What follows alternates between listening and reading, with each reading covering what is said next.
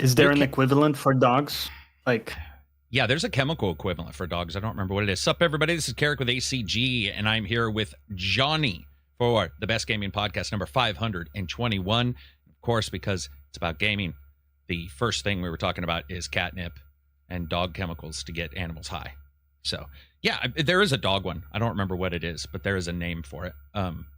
right. But it is sort of weird that, like humans, we've got like 60,000 chemicals. Dogs, cats only got one. I wonder if there's an equivalent for like horses. Now that I think about it, like, is there an equivalent? And you know how people are out there in labs developing new drugs for people? Are they doing that for cats and dogs? Is there a lab looking into like the next? Oh, dude, catnip? Just late at night, a Breaking Bad moment where some dude's trying to figure out the newest type of blues chews for a fucking cat or a dog. I got it. I figured it out. It's catnip and cocaine. I have a feeling half of our stuff would affect them too. But the idea of like, some lab technician up late at night feeling bad for hamsters because they don't have a version, iguanas. They're like, dude, we got to roll this out for other animals because dogs and cats are having all the fun. We're going to talk about the Gamefest. We're going to break down the altars and discuss that. Johnny, can you put everyone in the main list? Yeah. We're going to talk about all kinds of stuff when it comes to video game reviews. We're going to talk about the Xbox handheld and what the future holds for the Xbox handheld. And as well as Sony's got some handheld, like rumors, stories, data that's come out recently. When it comes to handhelds, it's an exploding situation, man. You got like Switch 2 sold what? 3.5 million. You've got combination of like probably 3.5 to 4 million total handhelds already, when you mix Steam Deck in there and the Windows handhelds, plus all those little arbitrary handhelds. You know how many retro handhelds there are? There's so many, man. The little ones that only play like, the very exclusive, just a couple games here, a couple games there. There's a lot of those damn things, man. It's crazy. Let's see. Yeah, and lots of bootleg ones that pop up. Yeah. Right, all over Instagram, like, here's this $30 little handheld that will play your obscure SNES games. I went to a questionable yard sale. I think all yard sales are technically questionable. I'm always assuming there's like a little bit of drugs, there's some prostitution there, whatever. But my mom used to be a big yard sale fan. We went to a yard sale and there was an N64 controller, the one that requires your parents to be brother and sister to play. And I got it. And inside of it, when you plug the wires into the TV, it would play like 50 games that were inside of the controller. And we're just now finally getting back to the inside of the controller system. There's a new one coming up. Oh. But I love the idea of it just having the controller. I mean, think about this. In the future, you could have a wireless device, transmits wirelessly to a TV, plays the game that you want to play, and it's just the size of an Xbox controller, maybe a little bit bigger, that kind of thing. That kind of stuff is just absolutely awesome. What's up, everybody? What's up, Kig, Henry, Rue? How's it going, Rue? Haven't talked to you in a while. David Wilson, Gaming with Passion. Let's see, SBZ, Jor, Johnny's in here. Who's that Johnny Plays? Got to check him out. I hear he does a YouTube channel on one of the most reviled games in all of history. Rocksteady's out. Yeah, true, for sure. Welcome to Supported Discord Access. What's up, Rue? Saw your reply. Bance on Fire says, saw your reply to the guy on Twitter, ruined him. Oh yeah, you burned some guy on Twitter. Yeah. Dude, I legit forgot. Yeah. But that's life. I do like to just poke. That's the way it is. It's fine. He'll be fine. I'll be fine. It's just one of those things that I don't like liars. And like, if you want to be mad of a review score, fine. But that guy was just frankly lying through his teeth that I hadn't scored those. I know people don't necessarily love it when it's a Game Pass or a subscription game because you have to give 2 or 3 like ratings. Maybe if it's a buy for one thing, it's a get right away if you have the subscription, or there's other ways to get a game, a basic version versus premium. We're going to have this with GTA, I think, where, you're going to have to really explain to somebody the cost of things. But yeah, it was fun. Shit happens. That was weird though. I've had a couple where I didn't do a good job at the very end, really putting my foot down, even though I wanted to. I just forget sometimes because I feel like the context is there, but you know how it is. Nobody wants context. They want They want that. Yeah, because thing. some people want to hear the word. Yeah. Like, from like rent or buy. And what I have found out, or I think I found out today, is if the word buy is not used, if the word purchase is used instead of buy, or they're get confused. It, like, get it on If X. I say get it right away, you can get it right away. It's well worth the money at this exact moment. They are still at the end going, so what should I do? Like, damn. All right. But hey, that's on me. I'll continue to improve that. Maybe I'll put a big flash up that's like buy, like a sponsored ad. Just like buy. I'll buy that for $1. Have the flashy graphics that pop up. I'll have an old lady in a house, like, caught on an old phone, picking up the phone, yelling buy into an old VCR footage. I should probably do that. You should make a joke out of that and have a giant arrow pointing to the word buy. Yeah. Just so people you know what I'd fucking do? Understand. I'd have the 4 scores and I'd have the arrow pointing to between 2 scores just to piss people off. Be like, buy, wait for sale. And the arrow would be, I'd put the thing over here and put the arrow like close. Like 45 degrees. So, yeah, as you can tell, we have a bunch of stuff to talk about. I want to thank Johnny for always coming in. Silver does once every other week. Sorry, what's up, Kel? So he will be in next week. He was in last week, sat down, talked to us. He had been playing a bunch of Elden Ring's DLC, which I then, after that, went into the Discord and watched Johnny and him play. Looked pretty fun. Not a DLC. People will get angry at you. No, it's DLC, downloadable content, right? Come on, man. You got to let me have it at least once. Anyway, continue. Right. So, it looked pretty fun. They were having a good time doing it. Didn't really have any bugs, right? It seemed like it was fairly solid. It has a few bugs. Like, for example, when you try to revive someone, at times it won't work. You have to hit the person to actually them, right? Revive them. Yeah. Well, I mean, and sometimes even though you're clearly, even though you're clearly locking on and like your attacks are going in, it's not registering. So you're literally unable to res. That's happened like 2-3 times in my runs.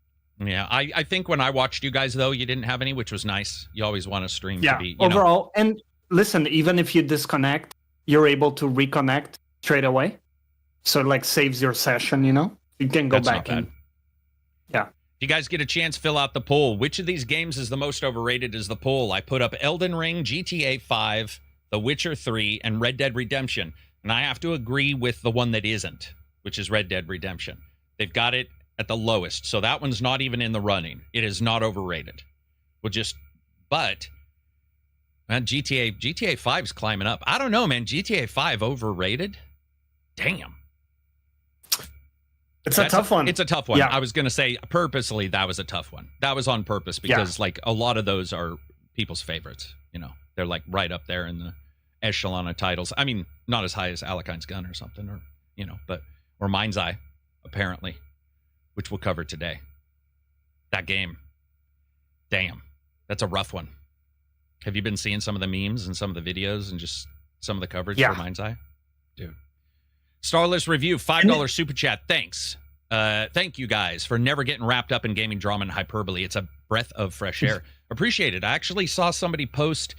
I didn't realize we had so many reviews. And by the way, if you do reviews, we'll throw you into the list for giving the game away. So if you guys get a chance, go to iTunes, Spotify, that kind of stuff. Give us a review. It would really help out. Saw a review a couple days ago. Wasn't aware we had some in particular places on other podcast channels. I always just post it on Spotify. And that was what somebody else said, was even though I joke around and go over the top in reviews and they like that, they were really happy that the podcast is laid back, which I think is the best way to do it. Right? It's a podcast. We're rolling into Friday. What are we going to do? Argue with each other? What would we argue about? What would you and I argue about? Like, truly. The fact that parrying is good in Expedition 33. Okay.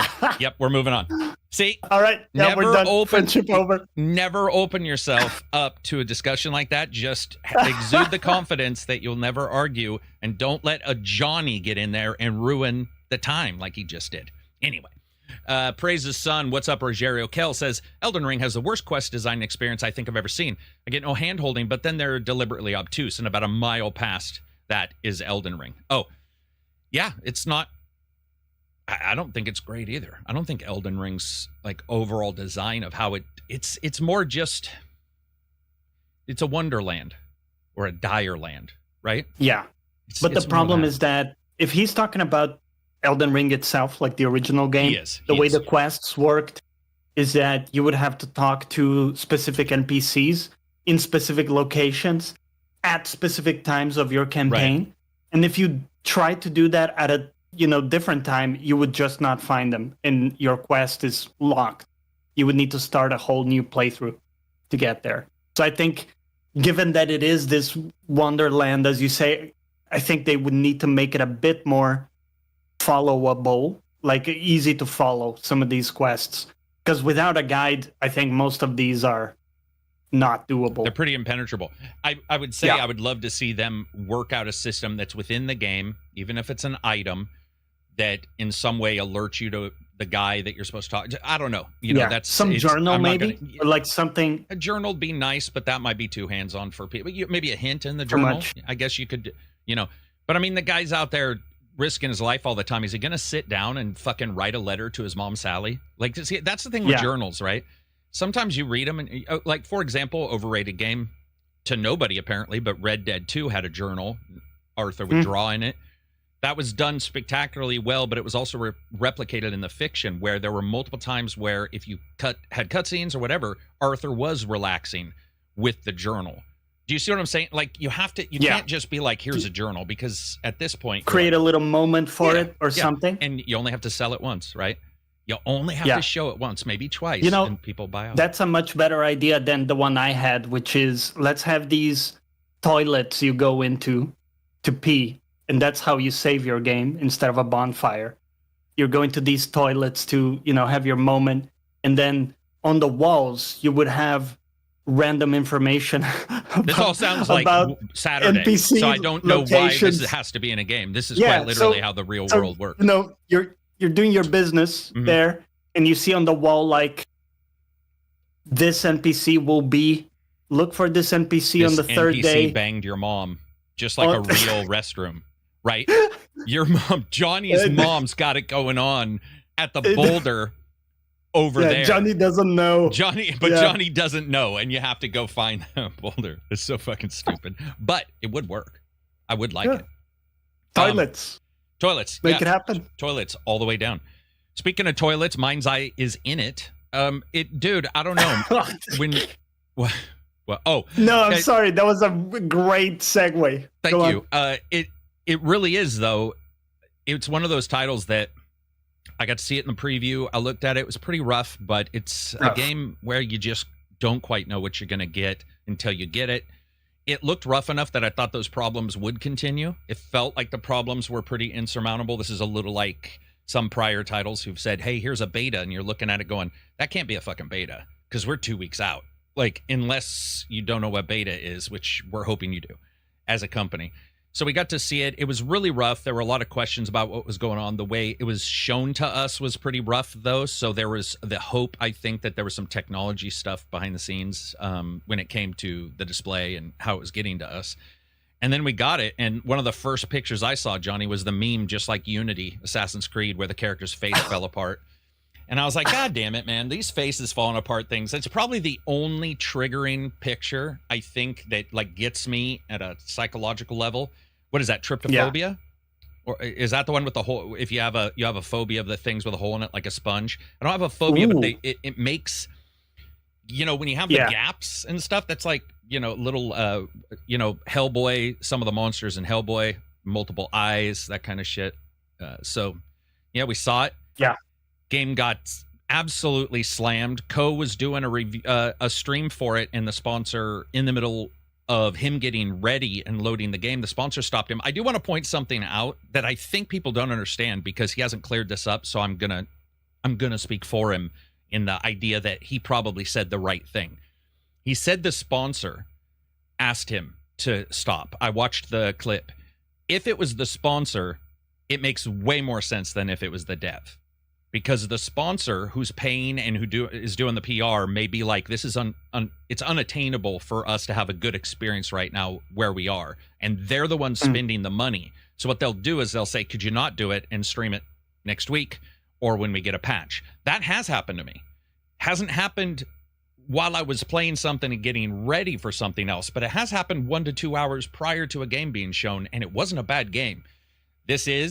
I'm not saying that. I just want to say that the word you use, sponsor versus the developer, publisher, what have you, it does change where makes that more fits. Sense. It does make as well. It does make more sense. Yeah, because I mean, developer probably wouldn't want that either, but the sponsor usually is not the developer.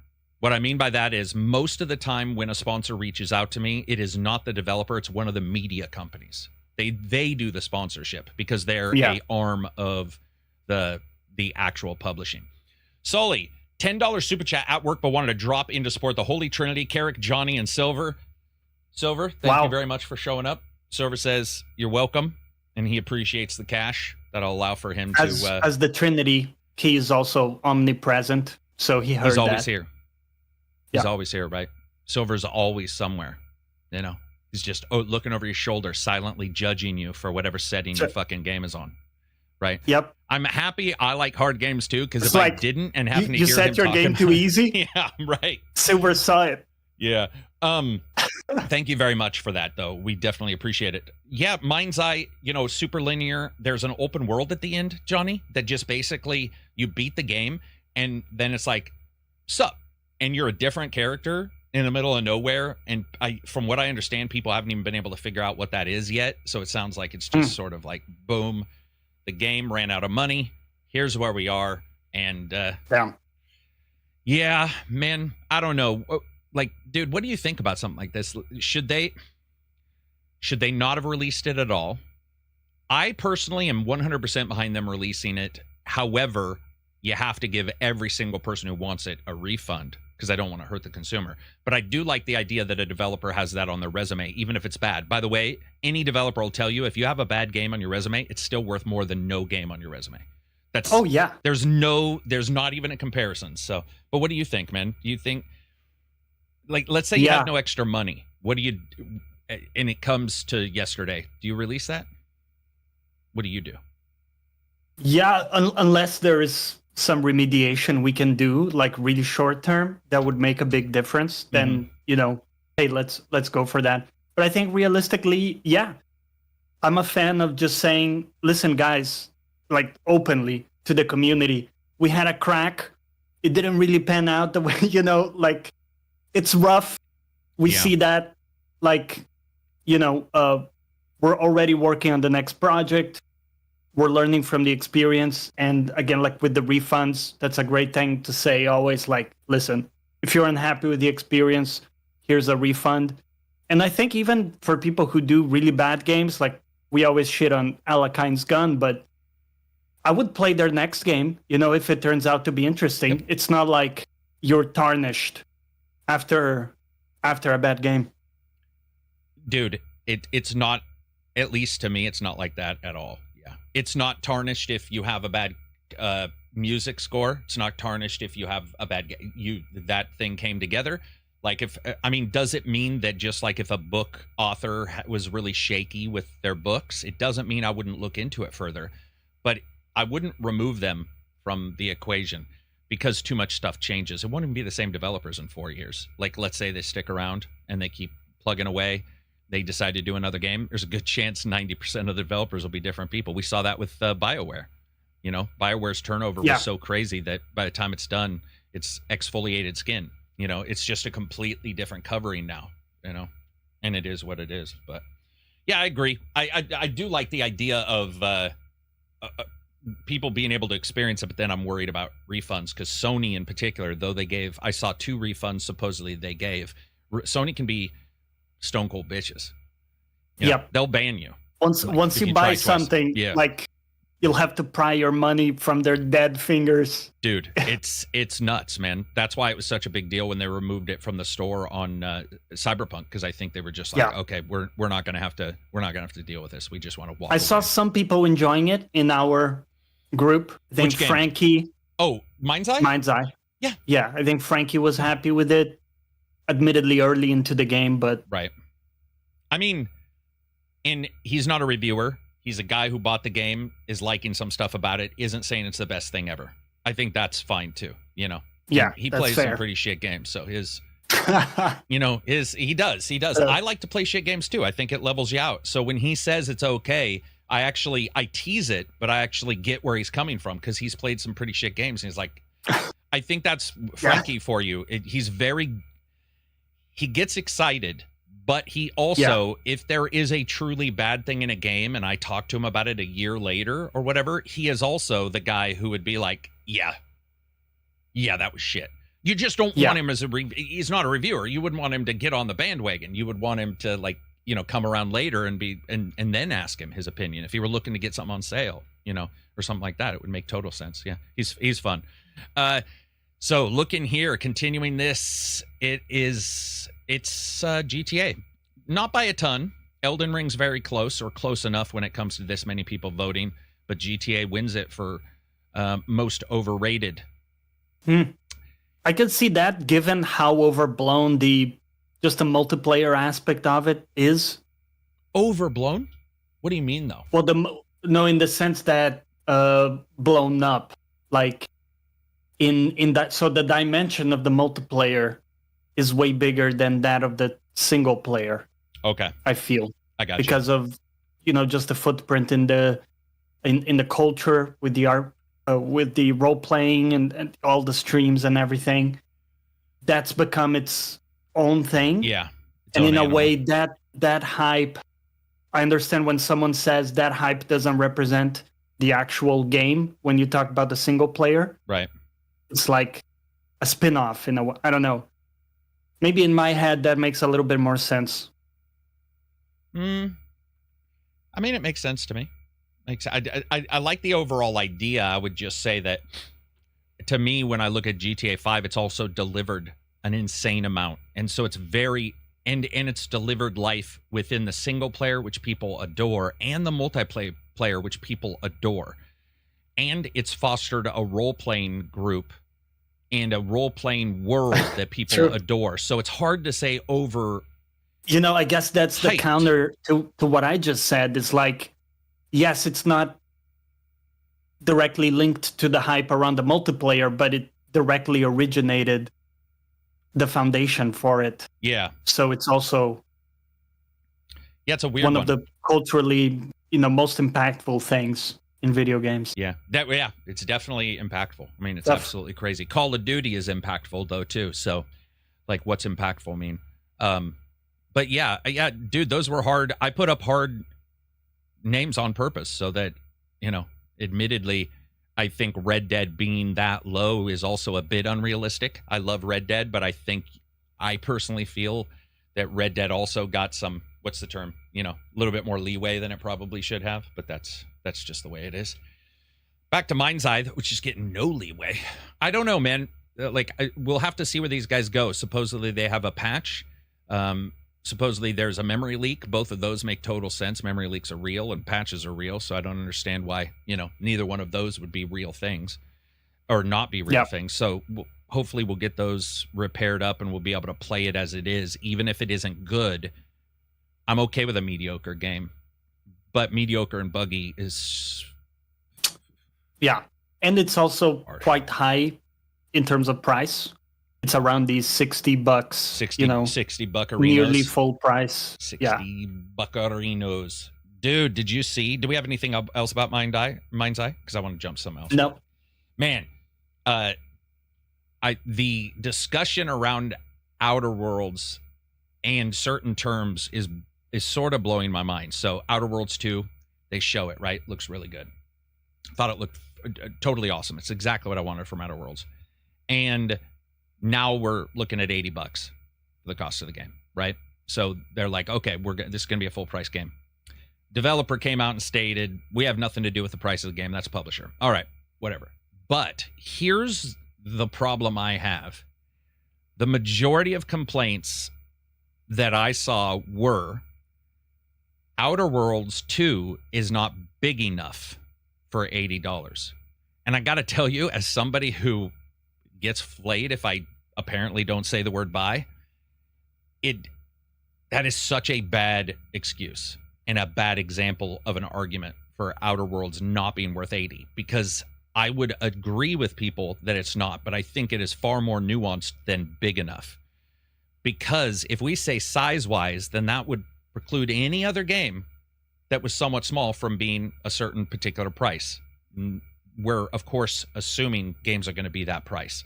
If we want to say all games will never get to that price, that's one thing. But we're going to continue this part of the discussion.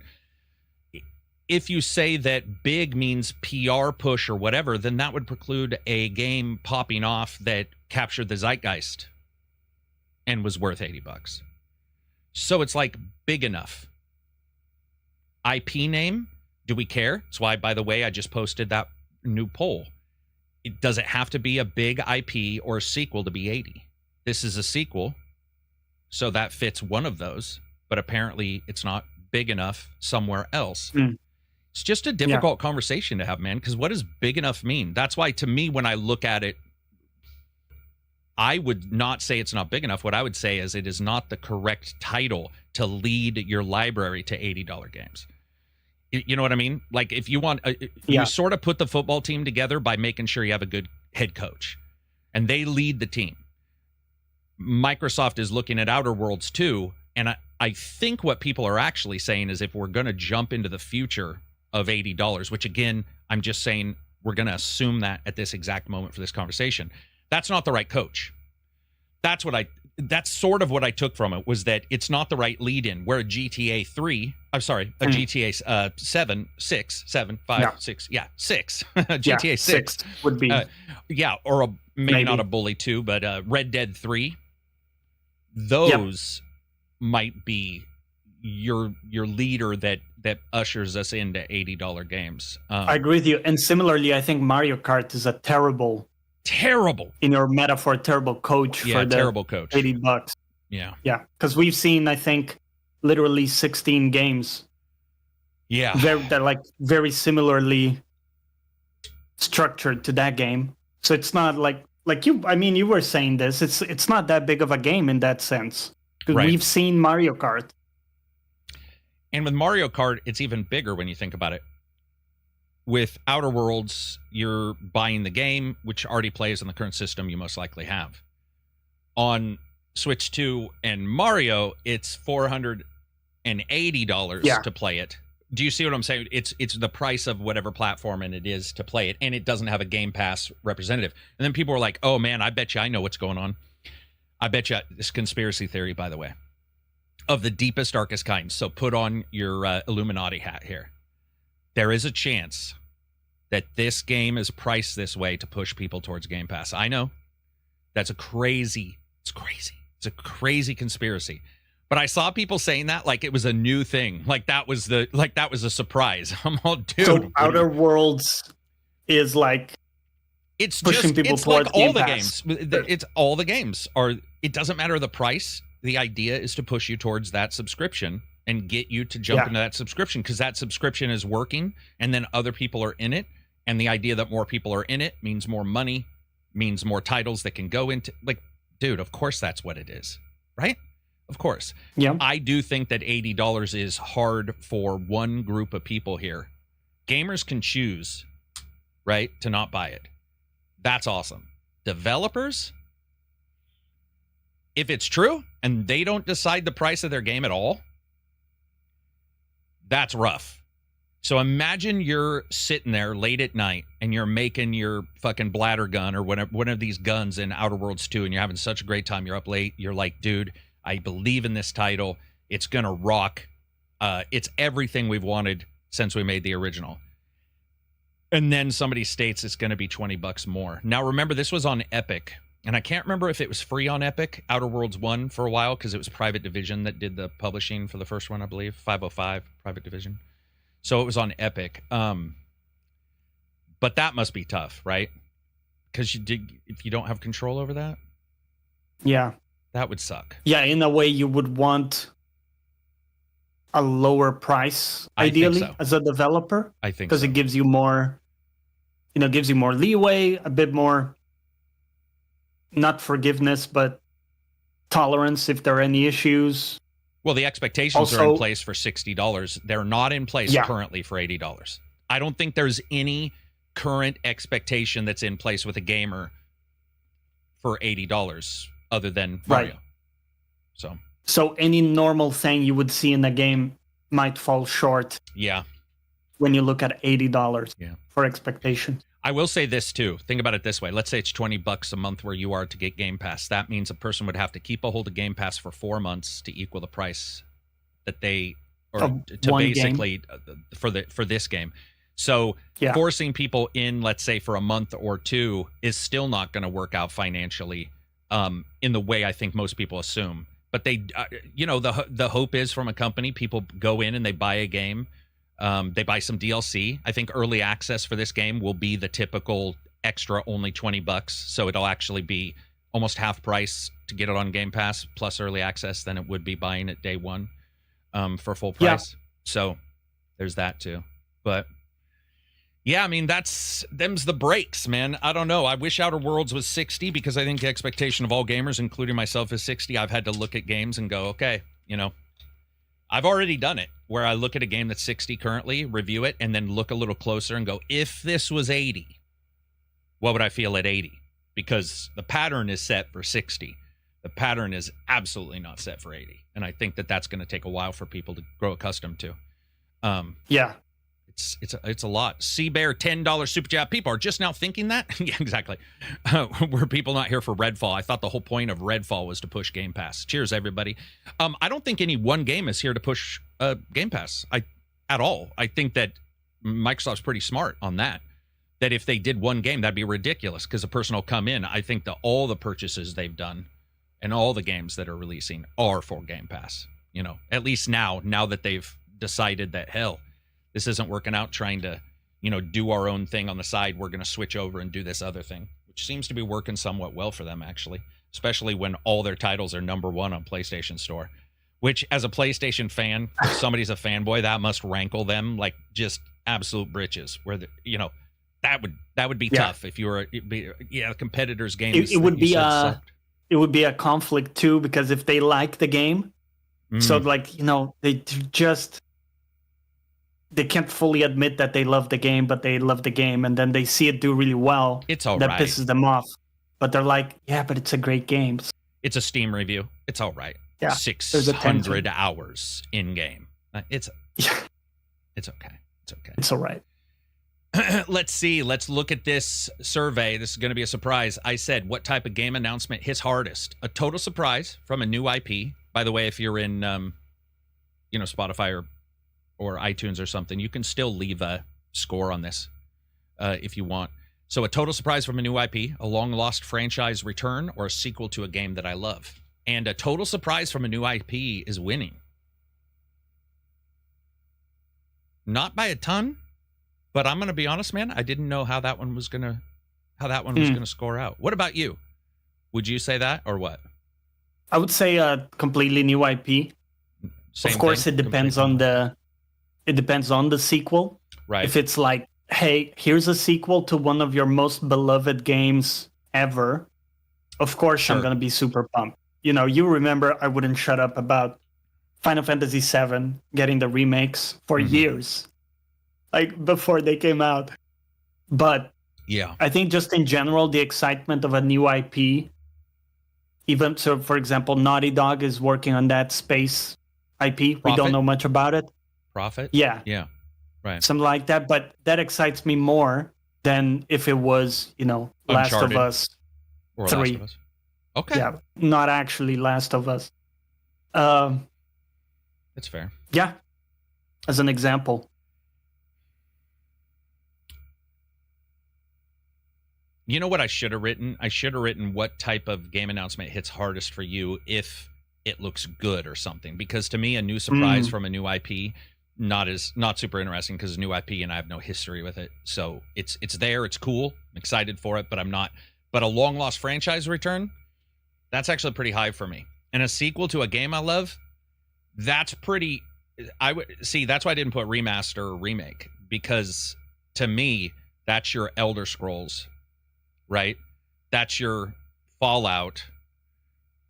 That's a pretty goddamn big deal to me. And I feel like if we're talking about pure hit hardest, if you came to me and you said, here's a game you've never heard of, but it looks really cool, or Alpha Protocol 2, it would be almost impossible for me to lie to you and say it wouldn't be Alpha Protocol 2 by a fucking landslide, because you have that memory of a game you enjoyed and the continuation of it.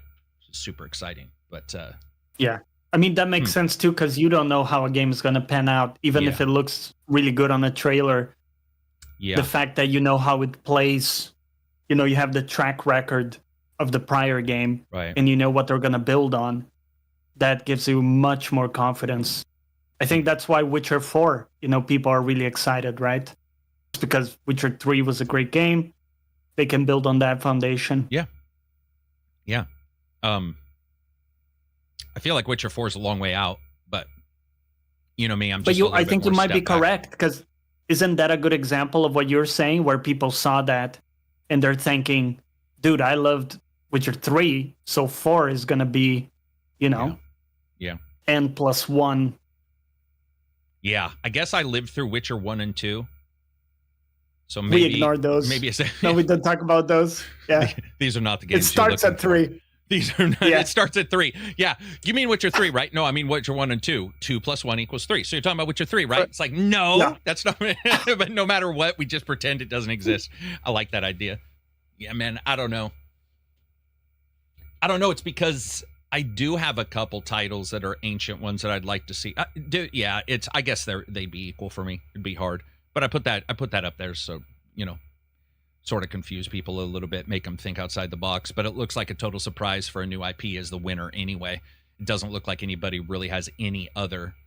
I mean, well, it's starting to lose now a little bit, starting to go down now. Ricky 3K says the Puppets Punch-Out game that was announced looked cool. It did. The Punch-Out game, that thing looked weird as hell. I don't remember its name, like Puppet Punch-Out or something, or Get Hit Hard, or hand up your butt punching. I can't remember, but it was puppets. People using puppets to punch. Puppet punching sounds like a Pornhub tab. Really bad. I think it was called Felt That. Yes, I felt that because of felt for the wrapping of the puppets, bottom of the puppet skirts. Okay, yeah, there you go. Felt That. Felt boxing. That. Yeah, that's awesome. My wonder is how the story will be, with the best story being based on the books. This is Pentagon talking about Witcher, but the DLC were impressive, with Stoneheart being entirely original characters. Dude, so I take it back. I did sell them short in one way, and that is that I said we have Witcher 1 and 2, but the honest truth is they continued Witcher 3's excellence with the DLCs, which were phenomenal. So, and then they followed that by cyber shit. So, I don't know. Still a combo breaker in there, but in a different spot. Felt That boxing, yeah. Give me the Lego Party, David says. I forgot about it. Yeah, there's Lego Party. We're going to talk about Gamefest games. There were a lot that were sort of shipped out. It was difficult to actually track them all. I tried to track them during the Patreon podcast, and I was just like, guys, if this is out of order, I'm going to have to deal with it, because there was 404 games, I think, something like that were shown, if not more. Might have been more. Yeah. I did feel like the Summer Fest was not that big this year. We didn't have a ton of stuff. You mean the big, hard-hitting? Well, no big announcements. Like maybe there was like one or two things. Oh, that's fair. I would mention.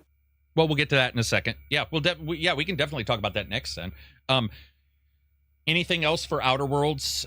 Just a little short snippet about Outer Worlds. I think I'm excited to see it. It looks awesome. The price is a little wonky, but there is Game Pass, and we'll just have to see, man. They did do something weird, though, Johnny. We all watched the trailer, and then you watch the behind the scenes, and they get the comedian from Parks and Rec, who's funny as hell and actually fits the Outer Worlds aesthetic for comedy. Then the lead dev comes out and states, this is the more serious of the two games by a great deal. And I'm like, what? Like, what? Before he said that, we had everybody in the Discord talking about, like, oh my God, like they showed this. It looks like this will be funny. You got the shrink rate. They set the tone for a completely different situation. And then the very next day, they were all, yeah, this is way more serious. And I was like, Jesus Christ, where's the serious part then? Maybe it was just cut for the trailer and the rest of the time is just dour and you're crying into your anime pillow. I don't know. But I was surprised by him saying that, because I was like, dude, I don't get it.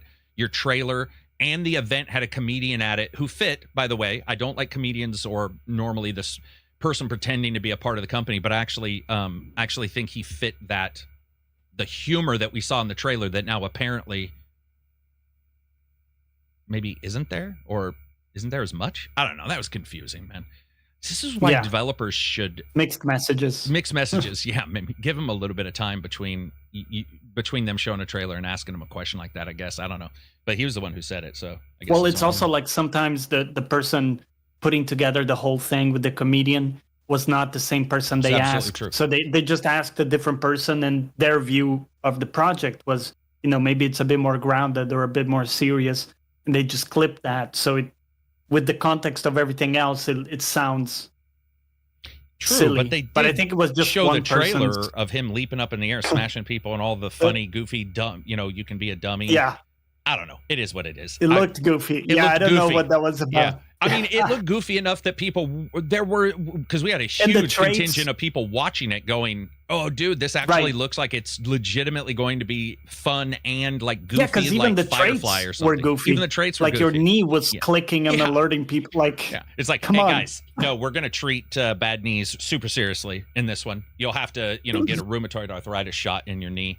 each night. Yep. Cortisone shot, but yeah. I'm still excited for it. Whatever. It is what it is. First game leaned hard into its humor, Sailor Mercury says. Dodger says, I added 16 games from all shows to my wish list. Already removed some after not into the demo they had. After not being into the demo they had, I think is what you're saying. Like playing the demo. That makes sense. Yeah. Jumped into the demo. Weren't a fan. It's fair.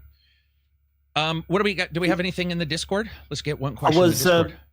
Just before we move on, I was thinking about Outer Worlds. Remember how they had the AI on the ship on the first one? So you would talk to this AI. Wouldn't it be cool if they had an actual AI chatbot you could like chat to or something? But the whole narrative is that the AI is crap. So it manages your expectations. Like when you get a crappy response, you would be like, yeah, it checks out.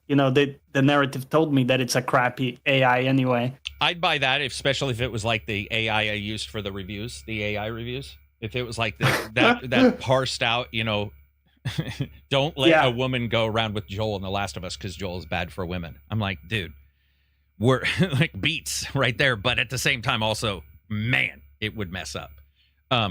Yeah, it'll be interesting to see what that game is. I mean, I'm excited for it regardless. What do we got in Discord? This one from Gaming Guitar Alejandro. Karak, what have you recently learned or done that's helped you be more efficient, faster when it comes to editing videos or reviewing in general? Recently?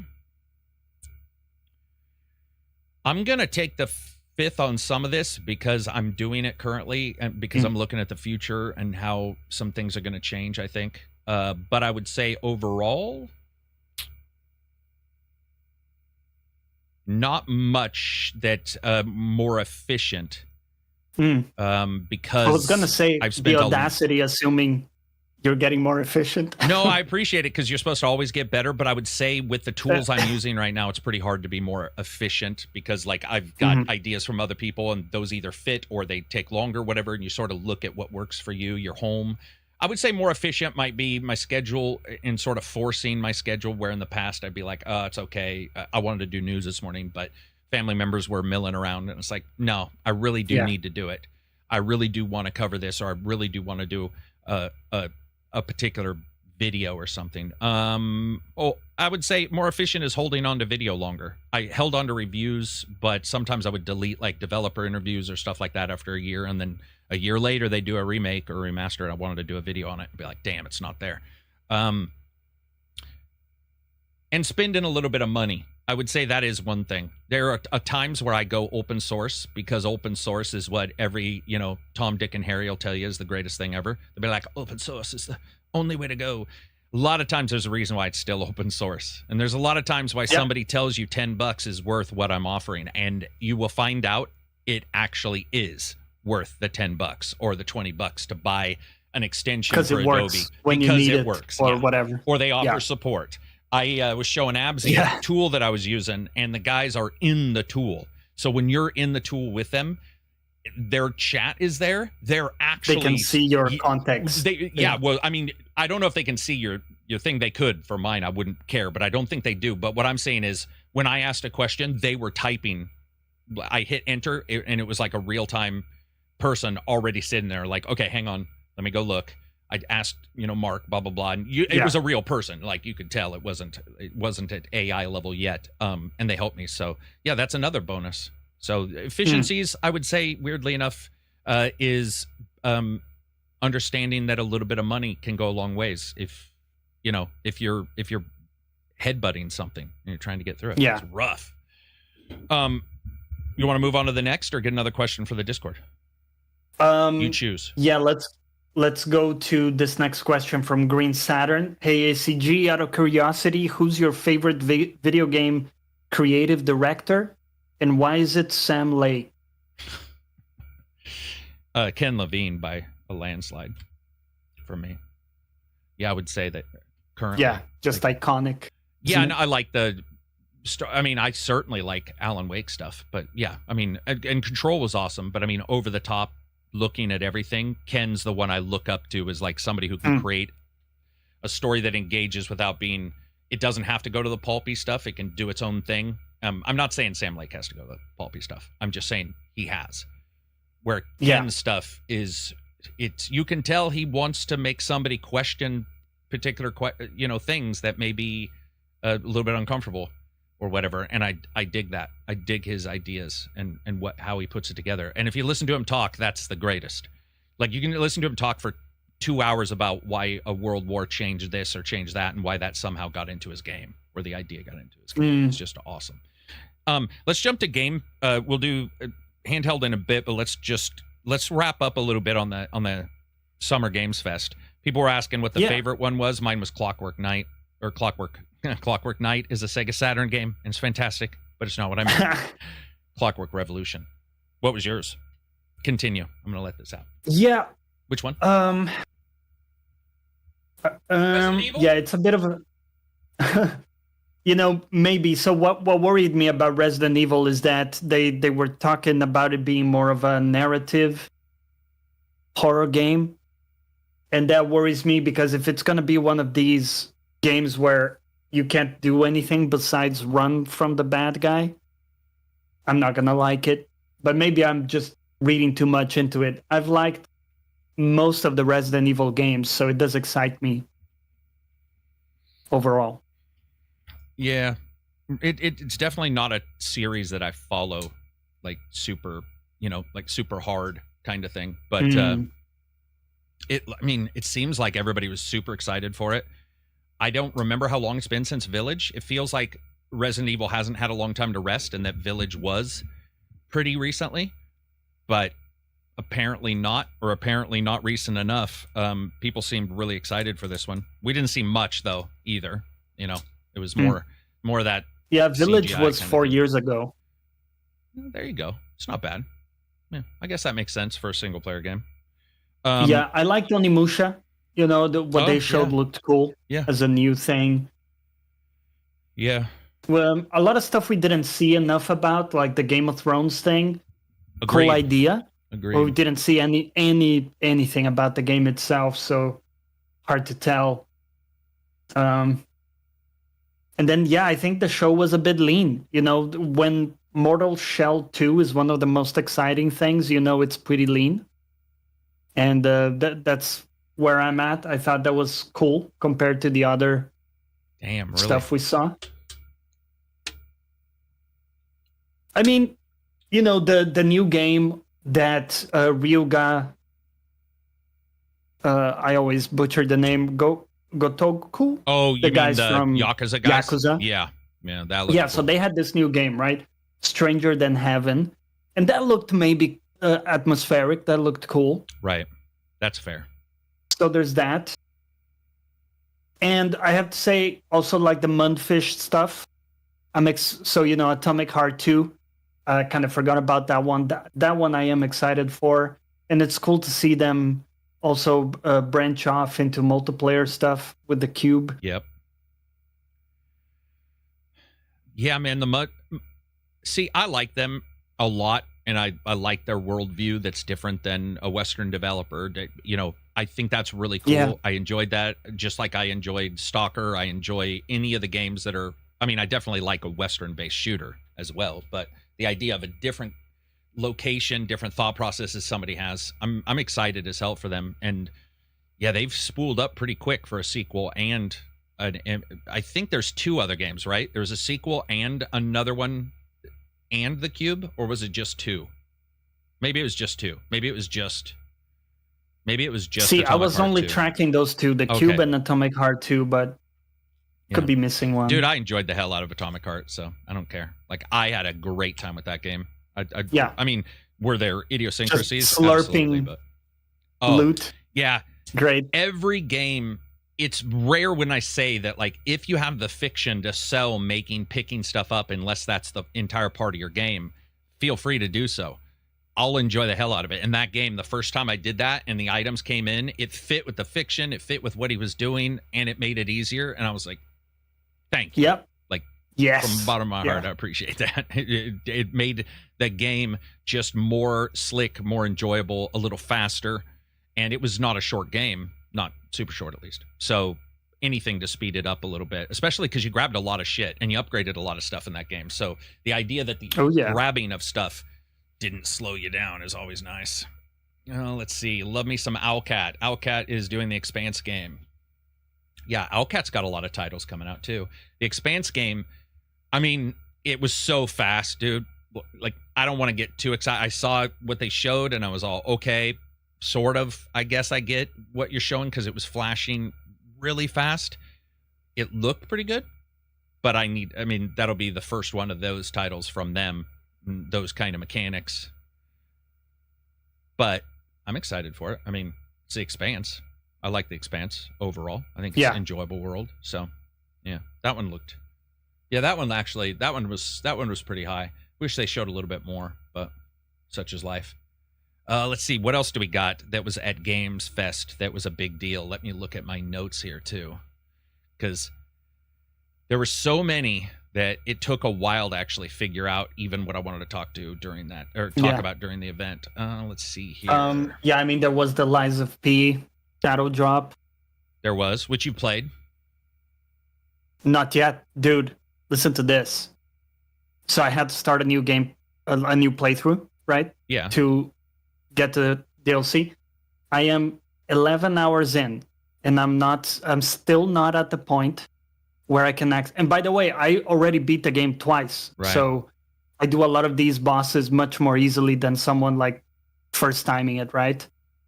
And still, man, it's 9 chapters out of, I think, 11 chapters in the game.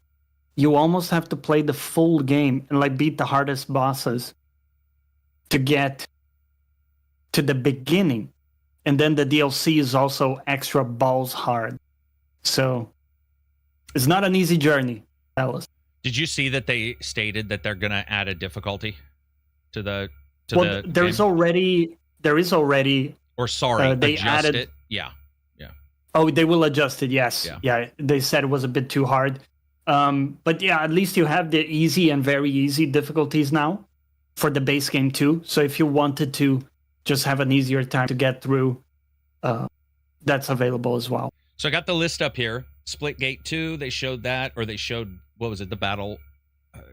They showed, I can't remember what they showed because I walked away when I knew it was a Splitgate guy because I already like Splitgate. But I think they showed something that was different from what's already out. Could be wrong on that because, again, I walked away. Scum, they got a new like version of that. It's the 1.0. Yeah, it's the final version. Okay, well, so that's like cool. Release. I love Scum's idea of skills. Super excited for that kind of stuff to continue to branch out into games. Dying Light the Beast was shown. What do you think about Dying Light the Beast? I think that looked really good. I would play that. Can I bring up something though? Once again about talking about the games. Yeah. It bothers me a little bit because I don't even know if I want to go there, but the developer did an interview. This always ends up with me talking about this. Developer did an interview and said, oh yeah, Dying Light 2 has been really popular and we have a bunch of people still playing, but the real people who matter are the people who told us we missed out, and this version of the game is technically Dying Light 3. And I got to tell you, as somebody who doesn't play it anymore, I mean, occasionally jump in, but pretty rare. But I know people who do.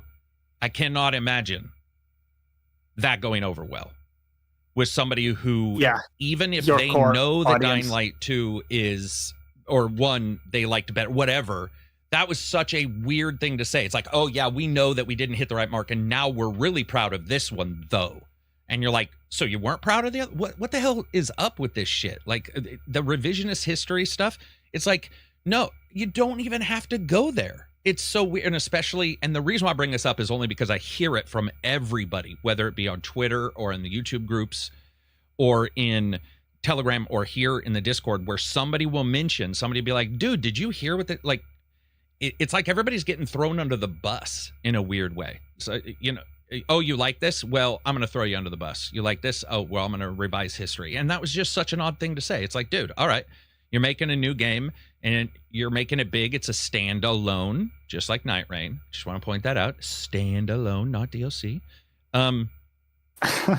But then guess what the first question I got was, hey, Karak, does that mean Dying Light 2 won't have extra events or DLC or patches? And I was like, oh, God. Yeah, I didn't even think about that. That also means that question pops up, where now you have people going, but they supported Dying Light 2 or 1 for 10 years. Are they now not going to support Dying Light 2 for 10 years because they think Dying Light 2, the only people who like to play it are the people they don't care about? It's fucking... Dude. Yeah, it's a fair question. And it is a fair question. It's a weird way to put it. Yeah. It's a service game kind of question that we're starting to see. And we're going to see it with GTA 6 with its online. Who matters more? Oh, yeah, dude. Or how do you pay somebody who matters? Right? GTA 5. It's going to come up a lot. And it's come up before in the past with sequels and stuff. But I just think now we're starting to see it. Maybe it's interviews or whatever. We're just starting to see that conversation come up. It's just a weird one. We also have Jurassic World Evolution 3, which I was excited for. I'm sort of a fan of that kind of stuff. I like to raise some fucking, you know, modern day dragons and kick the shit out of park rangers. So I'm going to play the hell out of that. I mean, even if it's not very good, I'll probably end up sicking some dinosaurs on people. Do you sometimes release the dinos like, oh, would be a shame if this gate suddenly disappeared? Dude, I sometimes don't. What are you talking about? That's your norm. It's a fucking murder sim. Of course I do. Yeah, like that's what you want. Yeah, occasionally I put ladders on pools in Sims as well. Of course I do. Yes, like that's the best part. And you give them just enough so that you can sort of role play that they feel safe. You're like, okay, his name's John. He's come to the park. He's excited. He knows that they might break out. Oh, they did break out, but he knew that they might, so he's prepared a little bit. And then you're like, but you weren't prepared for this. And you drop in the Velociraptor / T-Rex / Brontosaurus freak creature with the weird DNA. And you're like, go for it, dude. Yeah, I love that. Worst workplace ever. Oh, can you imagine the OSHA violations at a single Jurassic Park event? Dude, the fucking guy comes in and he's reading from his little checklist because you don't trust computers there, apparently. We found that out from the first movie on. He's got his little checklist and he's like, this place is fucked, man. Like, yeah. Like, but there's a ladder over a window over here. Should we care? It's like, dude, there's fucking dinosaurs eating people and shitting out their remains right in front of you. We can worry about the ladder later. Yeah, I'm excited for that. Arc Rangers. They showed, or Arc Raiders, not Arc Rangers. Yeah. Mm-hmm. Yeah. Mm-hmm. I know a lot of people are digging that. Deadpool VR, what a turd. Wow. Huh. I rarely have that kind of reaction, but holy shit, was it slow and basic looking. For a Deadpool game, I was like, okay, VR Deadpool, we'll see how this goes because I'll jump into a VR game. That thing looked like it was running at 1/10 the normal speed of a VR game. I don't mean frame rate. I mean the movement and the sort of on rails. Everything about it just looked jank as shit, which sort of sucks because I like Deadpool, man. Yeah. And I like VR. And it's also a reminder that we haven't seen anything too exciting in VR. No, it's been a while. Since Alex, really. We've had maybe a couple that have registered. Right. And that's it.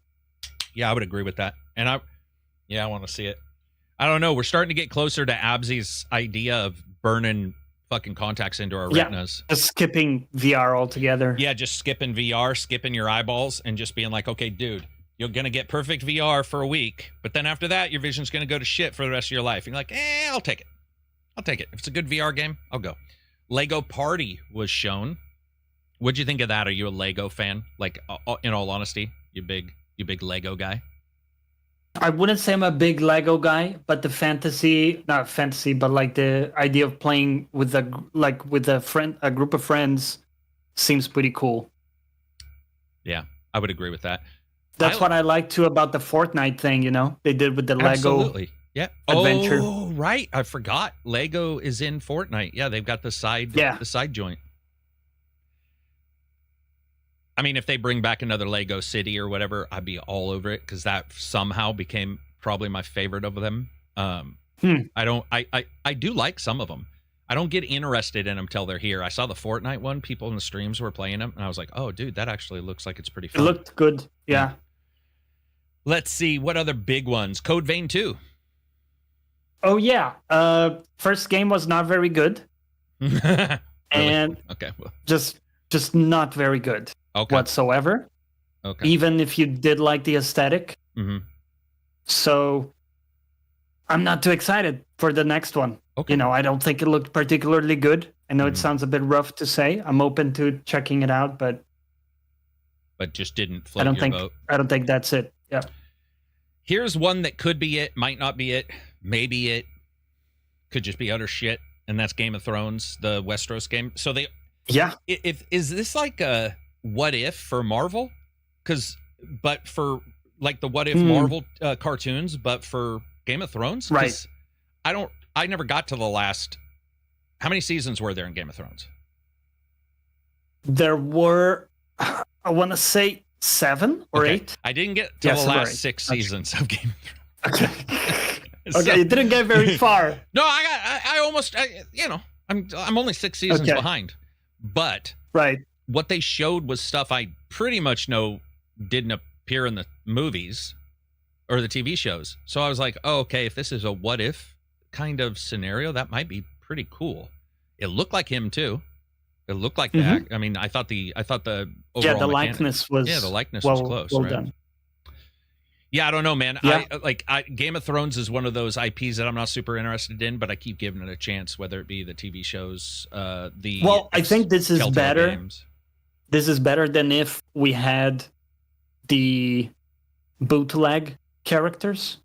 You know how? Oh, you mean fake? Oh, dude, yeah, like fake Snow, like.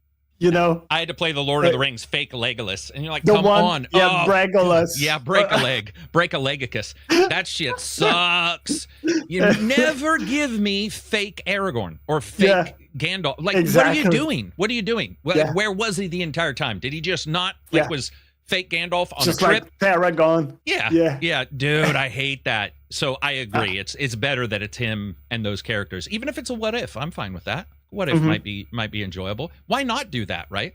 Alternate world, just be like, hey, man, what if he continued to actually write good books? That's what this game is. Like, what if he continued to be a good writer and actually didn't just sit on his boat somewhere doing nothing? I don't know what he's doing. I actually have no clue. But I do hear fair, he hasn't, right? I might have done the same. If Probably. you can just sit on the boat and I'm sure he's chipping away at it. We'll get it in. It's got to be hard when you're that far in. You're getting older, Yeah. You like not as much of a drive. Maybe he's got more of a drive. I don't know. So this is speaking out of turn, but it's got to be hard when you do have that success and the show did so well that you're like, oh well, the show did well. Do I build off that? Or, not only that, dude, but it's your life's work, and probably the last one or the latest one you do is what you're gonna be remembered for. Yeah, right. Known for. So he's written 5 good books. If he now writes a crappy 6th one, that might just be it. He might not even. Let's say, I don't want to be grim, but he might not live to write the next one, and then that's it. I mean, I don't Let's think be real. Not.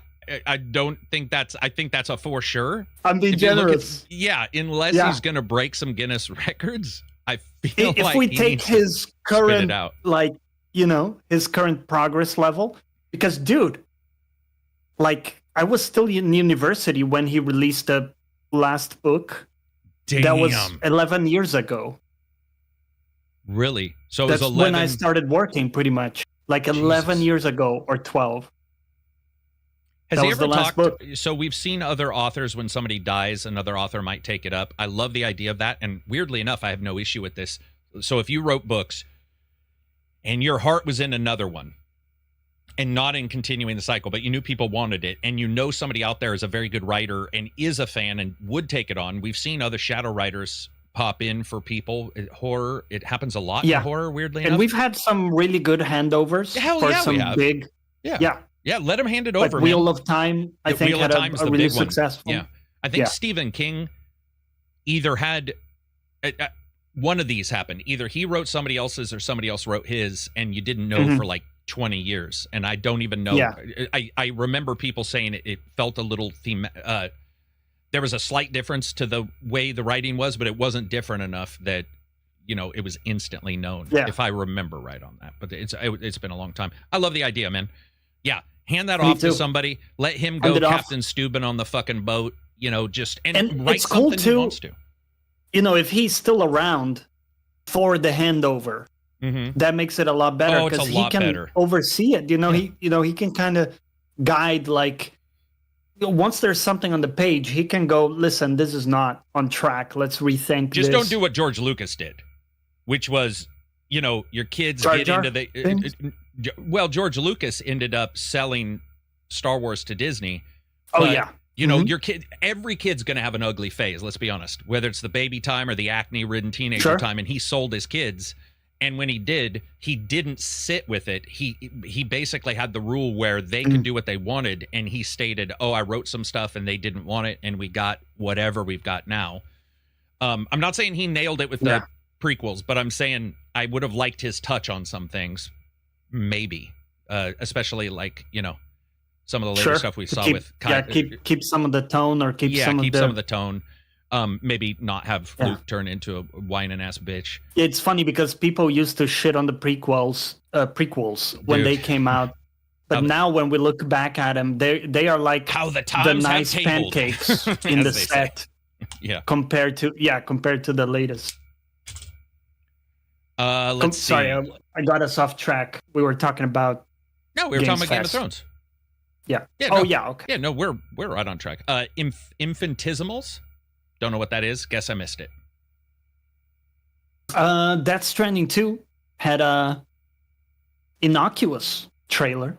Like nothing of interest was shown in the trailer, and that's coming from someone that's interested in the game. But the trailer was utterly. I guess the main thing is they revealed this new character, the Italian-looking.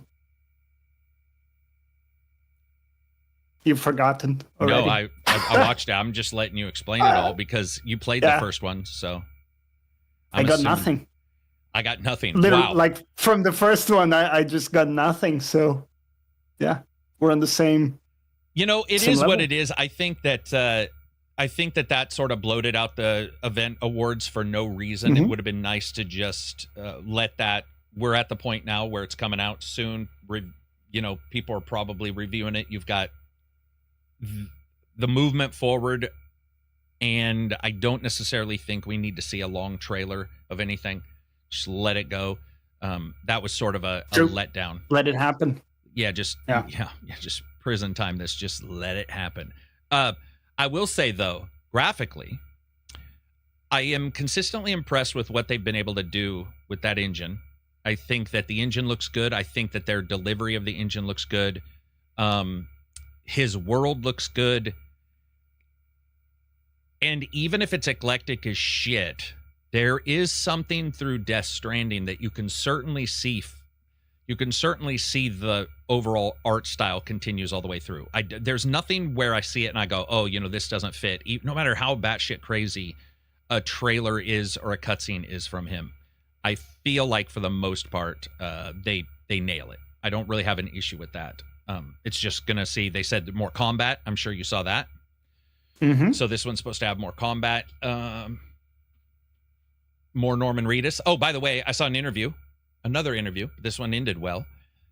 Norman Reedus popped up on my YouTubes, and I watched him, and they were asking him about it, and they were like, what did you think? You've been quite open about having no clue what was going on in the story of the first game at all. He did state that he very much has a much cleaner, closer, understandable idea of what's going on with this story, and is much happier with this. And then they said, would you do a movie? And he said, yeah, as well. So, you know, what do you think about a Death Stranding movie? Oh my God, that sounded like... Yeah, I had a little brain schism. Why? Because it's already a movie? It's so hard to parse already as a game. Okay. And that's with generous breaks of gameplay in between the otherwise inscrutable cutscenes.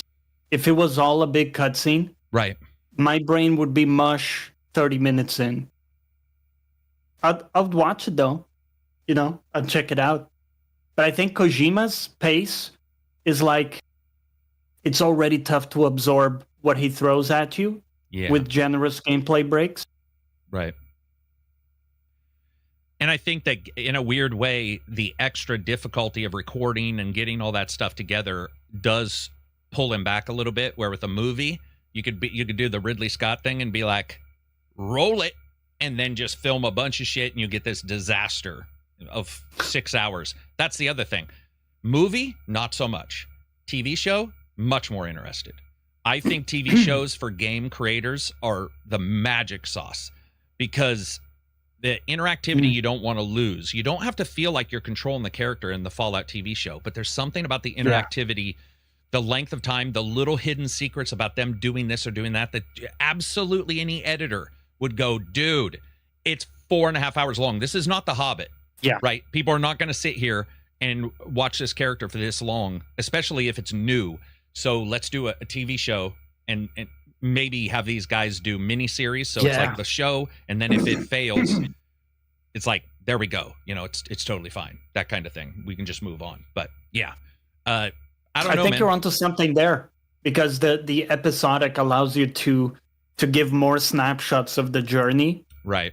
Whereas if you have a movie, the best you can do is like a montage where you're kind of, you know, slipping through many different moments over a song, but it doesn't give you the same feeling of time spent with a character. Yeah. Where like the episodic, if you think about Fallout, even though it didn't have a ton of episodes, you had the feeling that, you know, you kind of went through a journey with the girl, you know, with the main character. Right. Because you did spend quite a bit of time of just like mundane traveling. Exactly, dude. That's what I'm saying. Is it sort, in a weird way, it sort of mimicked there was a little bit of downtime that in TV shows doesn't exist as much anymore. And so the idea of taking, you know, Death Stranding and saying, hey, we're going to do a series. We're going to do the first game in the first season. Just as long as you don't, you know, Neil Druckmann it and blow it out to where when the second season comes in, you're looking at what's going on. And you're like, what the fuck? Like, where did this go? It started out strong and then it sort of lost its mind. But yeah, I wouldn't mind a Death Stranding too. Like, I think that would be cool. Or Death Stranding TV show. So I threw up a question in here. Again, if you're on any of the audio ones, you can respond to this as well in the comments. The Best ACG podcast is asking you guys a question. Which companies fumbled the hardest in the last 3 years? We've got Blizzard, Ubisoft, Rockstar. Rockstar's got 0. Can we just say fuck anybody who didn't? I mean, there's got to be one person who tried Red Dead 2's shit ass online. Come on. There has to be a person who has played just that and hasn't played those other games. I can't believe that's a 0. Come on. Anyway, it's funny because there is an agreement on anything else in the gaming space, but looks like you know. Dude, Rockstar, maybe it's just because I did a Red Dead 1 Walking the Walk, and all the fans are legacy fans, and they're just like, dude, they can do no wrong. They can do no wrong. They can though. They can. But I do agree that, like, overall this makes sense. Lucidin says Rockstar didn't deliver anything the last 3 years. Yeah, correct. They didn't. They don't have to, actually, technically. That's not really what it's about, is time. It's more, if you sort of understood. Yeah, the because question, if you judge them by throughput, that would just be an arbitrary metric, right? I think overall, what people care but about I is did put quality. the 3 years in there because I was looking at the time frame, and if I put even 5, it becomes really messy. Really messy. Yeah. It's a hard question to answer, but yeah, he is right about the 3 years. That was more of a joke, but yeah. I just didn't enjoy Red Dead 2 at all. Plague Souls, what's up, buddy? Glad to see you here. That's too bad, but I get it.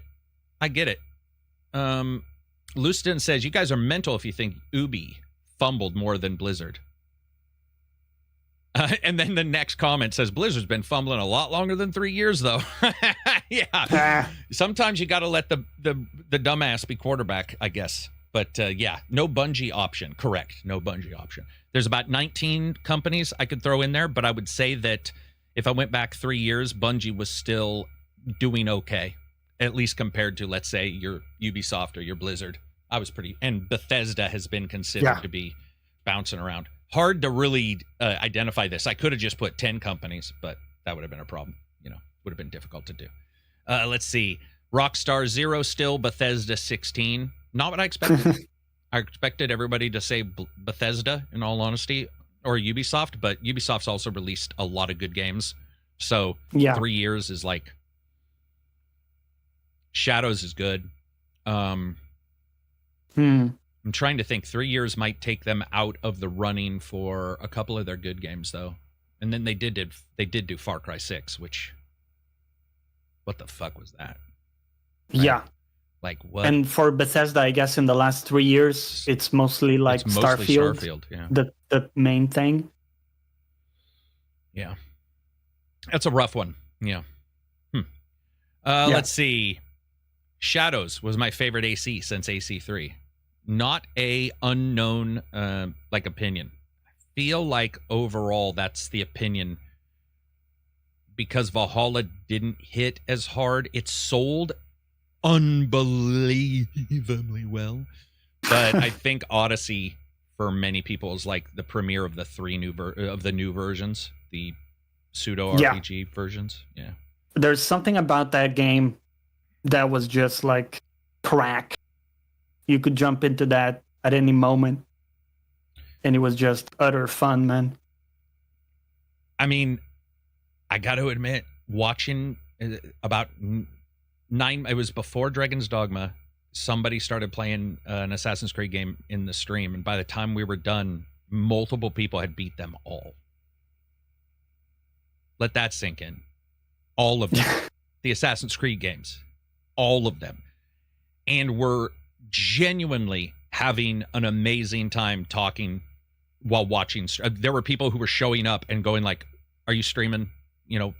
Whatever it may be, Brotherhood or whatever tonight. Oh yeah, I'm streaming. Okay, I'll make sure I'm back. That's pretty crazy. I can't even think of a lot of games where, so there's something there in the Assassin's Creed series in particular. Nobody did that for Far Cry. I take that back. Far Cry 4 and Far Cry 5, we did have pretty big groups of watchers, but yeah, interesting discussion. I don't know.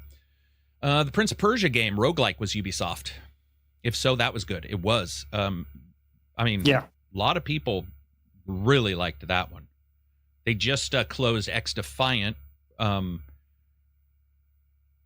last week or a week prior? But I think that's very smart. If your game is going and it's not going, cancel the fucking game. Done. Like, hey, nothing wrong with that, Sometimes something's popular for a while. They're not all the time. Plague Soul says, I don't know, my tastes have deteriorated over time. I really love pinball games now and survivor action roguelikes. What is that? Survivor action roguelike. What would that survivor action roguelike? See, that's a mix I'm not familiar with. Neither am I. I'm sure there's probably a game. The survival mechanics were throwing me off. Yeah. The survival mechanics are in some way opposed to the roguelite ones, because the whole thing about roguelite is that it's a little bit. It's a permadeath cyclic. You're doing different runs. Oh, like the raft? And you lose all your shit. Like the raft, Johnny? Like the raft? See, the raft is not roguelite. Oh, because you don't do different runs. It's your...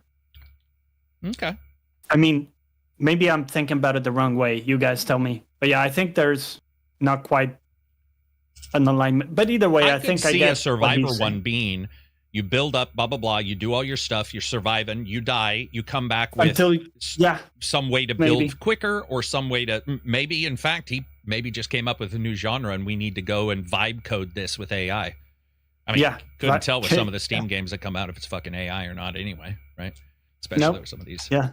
Hot take, Black Flag was the worst AC.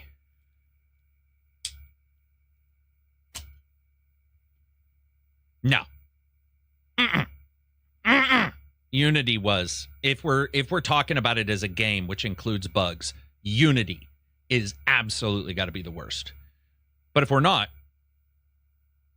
I could see somebody not liking Black Flag because Black Flag was technically the new game's 0.5 version. It was a test of all the systems we got in the new one with the old viewpoint. That's a bit of a hot take, but I get it. I wasn't a huge fan of it.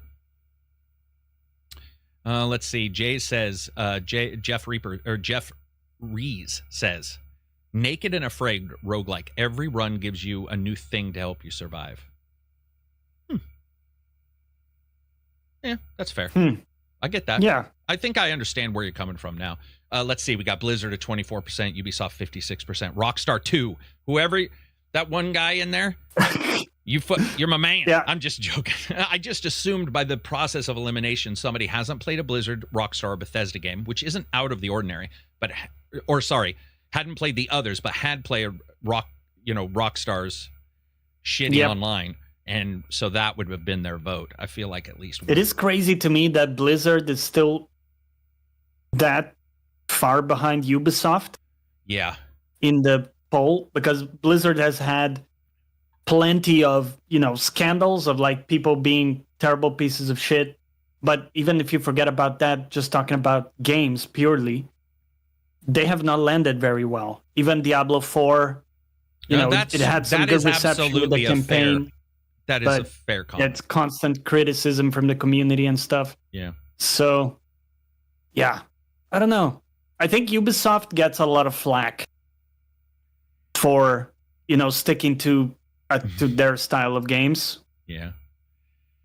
I mean, and then they don't. Then they do a Prince of Persia, or they do, they try a service game. They try Immortals Phoenix Rising, which I don't care what anybody says. Immortals Phoenix Rising is fucking wicked. Like, that game is wicked. It was very good. It had chops to it that were much closer to Zelda than most of these games. You hear some jackass say it's Zelda-like. You're like, come on, dude.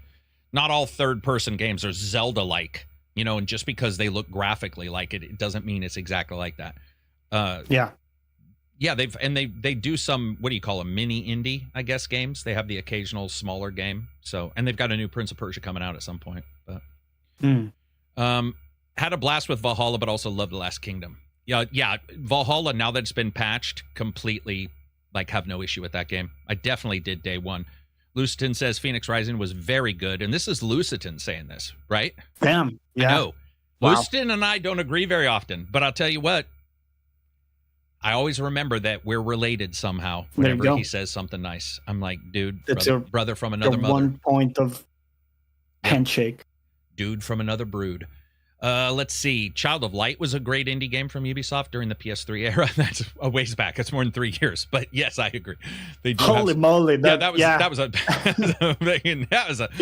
It was solid though. It was solid. It's a completely fair thought process. All right, let me go back to this list and continue on. While I'm doing that, was there any before I'm trying to get back to my list? I have it in a different note. Yeah. This one from Jesus Crust. Any good books you've read recently you think people should check out? Yeah, I would still say Sarah Walker's was really good. But that's pretty heady reading. Like, I usually don't try to, other than to you, I don't try to tell people to read those because they're weird. They're not, astrobiology kind of stuff. I've read the... Well, let me look this up real quick. It's a good question. I have been reading a bunch of cyberpunk books because, what can I say, man? I just really like cyberpunk shit. Yeah. Let let me look at this, and I've got it on my Kindle. You know what I hate about Amazon? 7,562 different fucking tabs for everything. They got your Amazon Prime, your live stream, your Amazon Basics, Pharmacy, Prime Video, luxury stores, medical care, Amazon Haul, which I don't even know what the fuck Amazon Haul is. That's new. Like, what is Amazon? What, do they move your house for you? That's not even Kindle. Yeah, you got to go somewhere else for your Kindle shit. But here we go. I have been reading. And do you have any, Johnny? Well, I just found my yearbook section. Do you have a new one? Not new. I've been reading Altered Carbon still, and then I was also listening to Dungeon Crawler Carl. I got one of those because I think that's multiple books, right? It's multiple books. Yeah. I heard the first one, and it's really cool. I think Aries in the chat recommended me the book, and it features a cat called Princess Donut. Yeah, full of personality. And good banter, good interactions, and it's like some dungeon crawling with some fun cultural things in there. So I read Jeremy Renner's book about the accident that happened to him. That was pretty insane, and it was a fun read. And fun read sounds weird when your legs are crushed under a snowplow, but it was a good read. It was melodramatic, which I sort of liked. He's obviously an actor, so he'd be like, and I realized at this moment I had one thing I could do. And I was like, okay, I'm down for this. And it's not dry. I'll tell you that much. It's very, very, it's just dramatic. And I totally appreciate it. I read all of the Division books, the ones that are based on the Division again, just finished those. But a new series or a new book I'm reading that I've had a little bit of a difficult time getting into. It's by Chris McKinney. It's called Midnight Water City. So it's cyberpunk in an underwater city. A la BioShock a little bit. And sounds cool. It is. I just think it hit me at the wrong time. So each time I try to get into it, it just hit me, a little bit at the wrong time. That's all. But really absolutely enjoyed it. Let's see. Looking at the rest of these games on the list. Let's jump here to the big ones. Moving down, looking into the unwell and ill. Ill was also, was that Mudfish? No, Ill was a different company. Ill looked pretty good. What were you gonna say? No, I saw someone mention that Mudfish was working on that, but I haven't seen any of it in the article. So that's what I thought as well. But for whatever reason, I've thought that since it was shown. But I don't know because they showed the cube, like, at least from what I'm seeing here, just 2 or 3 trailers later, so I could have overlapped them. And then Wu-Tang, Rise of the Deceiver. Okay. Still don't get this. Don't understand at all why it's a deal, but I guess I'm down for it. I think that was one of the last trailers, if not the last, or very close to the end, and I was like, whoa, what the hell is this? But moving on from there, let's talk about Call of Duty. All right, so here's what I heard about Call of Duty. Let's frame the discussion. Okay. Call of Duty, the trailer I heard was a bait and switch. So I have 2 things to say about that. 1, I sort of get it, but 2, I absolutely don't. Because Black Ops has gone bullshit crazy anyway. And so to me, I guess I understand where they're talking about because it looked like the Upside Down from Stranger Things. I mean, it literally has the red vine and stuff. So, like, a lot of people are like, Stranger Things? What the? Because it flips upside. I mean, it's quite literally like 3 or 4 different things from Stranger Things. Turned out to be Call of Duty. I love that actor. He's from Heroes. He's from This Is Us. Peter, forever known since Heroes as and Peter. And it's a co-op Black Ops. So what if the cheerleader shows up and Hayden Pantiers shows up and you and her are fucking people up in Call of Duty? That would be, I don't even know why I'd like it, but I think that would be hilarious fan service if they're like, dude, we've got, but anyway, that popped up. People, bait and switch, whatever. I think Black Ops, I get where people are coming from, all kidding aside. But I sort of am still interested in it because I do like that Black Ops goes balls crazy anyway. That's sort of like the company that goes heavy into conspiracy or heavy into psychology. I'm okay with that. We'll just have to see what it actually means. Could not be an alien. It could be something like chemical warfare that causes these vines. We don't quite know. I think also it overlaps a little bit with The Last of Us with vines or fungus, and maybe people were a little touchy about the overlap, because if you add that to the Stranger Things overlap, suddenly you're like, all right, seems a little on the nose for what we've got. Yeah, but I'm not against using a celebrity to give a bit more of a stronger character. Me neither. I think it can work well. Yeah. And then, wasn't there another one that was a big actor showed up in a trailer? I thought an actor showed up. It wasn't Matthew McConaughey. Well, there was the medieval one where Tom Hardy was doing the narration. That's what it was. Yeah. I thought that one was quite interesting. Tom Hardy's in everything. He's in a TV show now. He's in Mobland, the TV show, which is pretty good. He's mumbling. No, I love it. No, but he's a mumbler. He's a mumbler. He's a bit of in that one, he's not. In this one, in Mobland, he's not. And in this one, it was clear enunciation simply because it was a trailer. I don't know if he's the main character or whatever. It sounds like he is. I'm all for it. I'm all for that. Yeah. I like Tom Hardy's got a great voice too. Like I like his voice. Oh, dude, yeah. It's cool. And the big battles look cool for that game. It did. Yep. Definitely looked like something that I would want to play. Both of those did, though. Less so the Tom Hardy one, because I didn't see very much of it. But yeah, it wasn't a lot shown. Yeah.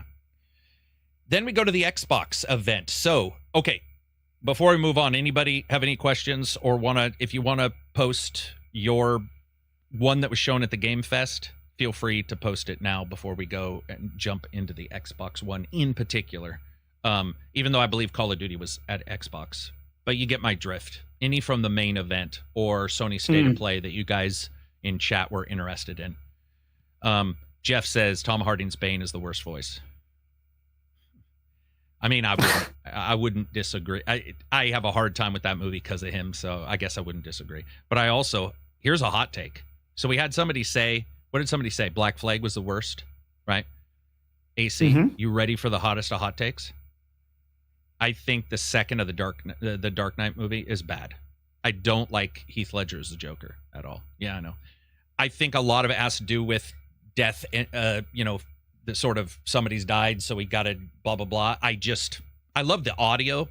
I loved the overall storytelling, but his Joker didn't do anything for me. I don't know, and that's a hot take. I don't know where to go from here.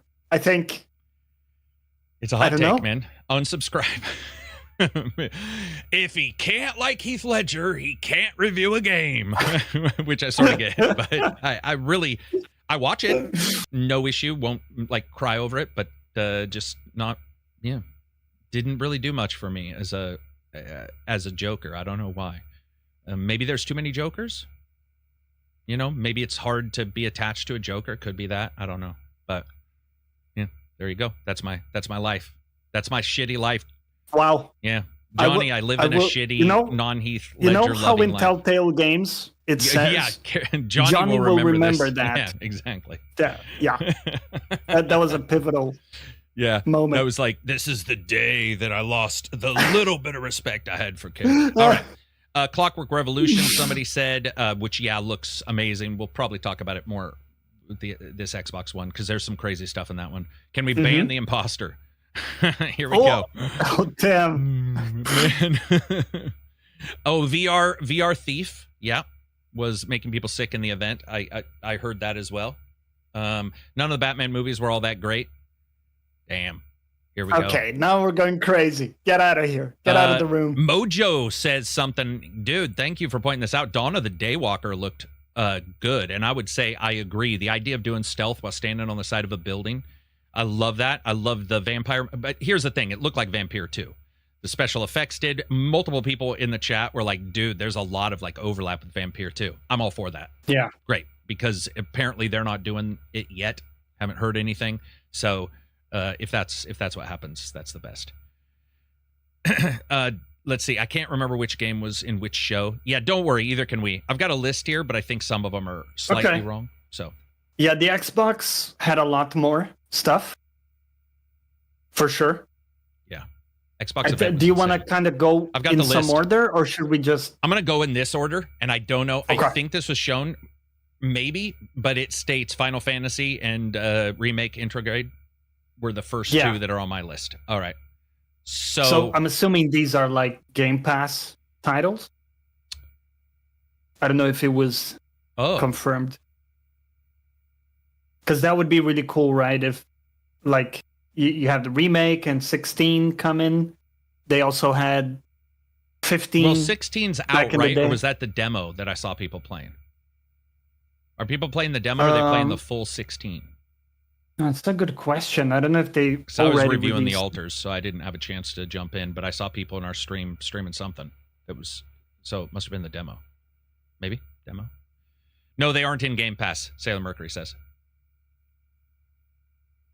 So, looks like it has been released. That's at least what I'm seeing online. Yeah, that's what I thought. I thought I saw somebody playing it. What about Remake Intrigued? I mean, it's cool. It's coming. You know? Yeah, it's cool. I think most people who wanted to play it already found a way to play it, but awesome that it's there. Yeah. And sorry, continue. You have your list. No, that's all right. Next up, we'll skip the handheld because we'll talk about it separate. We got Ninja Gaiden 4. So, and by the way, I think that is wrong because I thought Ninja Gaiden 4 was later, but it doesn't matter. Ninja Gaiden 4 looked okay to me. I still think that the main enemy in that game is that fucking camera, dude. Oh. The camera still looks wonky. Like there's something about the camera and the movement in that game that don't match. It's like the camera is your slow best friend who takes a second to laugh. Like every time for every joke, that camera is just slightly behind on what the action that's going on the screen appears to show. That was the only issue. They can't figure it out. It's got to be hard, man. Maybe they're worried about getting somebody sick because I don't know if you remember, but I think one of the remakes or something came out and people were complaining about being sick because of some camera changes in that. So yeah. It's as if the camera is your fat friend and you're both running from a tiger. And normally that would be a good thing because he would be caught first. But you're tied together. To one another. So him being slow means you also that was a long ass comparison. That was a tough one. You worked hard for that comparison. I feel like mine is a little better, but I'm going to give you the bonus and say you win because you did state that they were tied together, which does reflect the actual situation. But holy shit, that was a long. It took a while to get there. It's meandered, but I appreciate it. You know. Okay. Speaking of meandering, we got Grounded 2, which is listen, early access again. I love the idea of bigger releases they stated for the patches, so it won't be these minuscule, which I think is great. They showed beasts. They called buggies, play on words. I liked it. Different buggies have different powers, so like the spider is better for combat, the ant was better for dragging stuff back. They also have more ecosystems, more biospheres. That looked or biomes technically. That looked great. You know, I get it. I've played it. I enjoyed what I played, but I didn't play it. You know, like I'm going to dive in. But the people I know who like it I really liked it. Yeah. You really liked it. Okay, there you go. Yeah. I have heard that from because I'm also in those games. I'm a big fan of the building, a base and like stations for functions and stuff. And it did that very well. So it excites me to have a bigger map with like more different biomes and stuff. I think that's fair. Yeah. Because it was pretty samey, in the original. It was just one backyard. Well, in this one, I don't know if you caught on, but they did state that they've adjusted it slightly so that a person who doesn't want to build doesn't have to. And I do think that was a little overlappy in the prior game, what I played. It was early on days when I played, so that could have been adjusted. But I love the idea of a person, because I heard a lot of people going, I don't want to build. I just want to fight stuff. And I'm like, I think they know that. I think they know some people want that. So that'd be cool. I thought it looked... Yeah. I mean, dude, they do a good job. Man. Yeah, they do a good job. Like, there's nothing really bad to say, except early access is rough because it's another game that's service that's getting patched, that's early access, that's blah, blah. You know, it's going to get in that. And you're set for a long journey until it's like fully released. And you're going to have the up and down of like some friends are jumping in when it's hot off the worst the feeling oven. In the world. Yeah. And then other people are jumping in version 0.6, others version 1.0, and you just kind of lose track. Yeah. I do. I mean, overall, I liked what I saw. I think it looks awesome. Hopefully, getting people to play, I guess, will be your number one difficulty.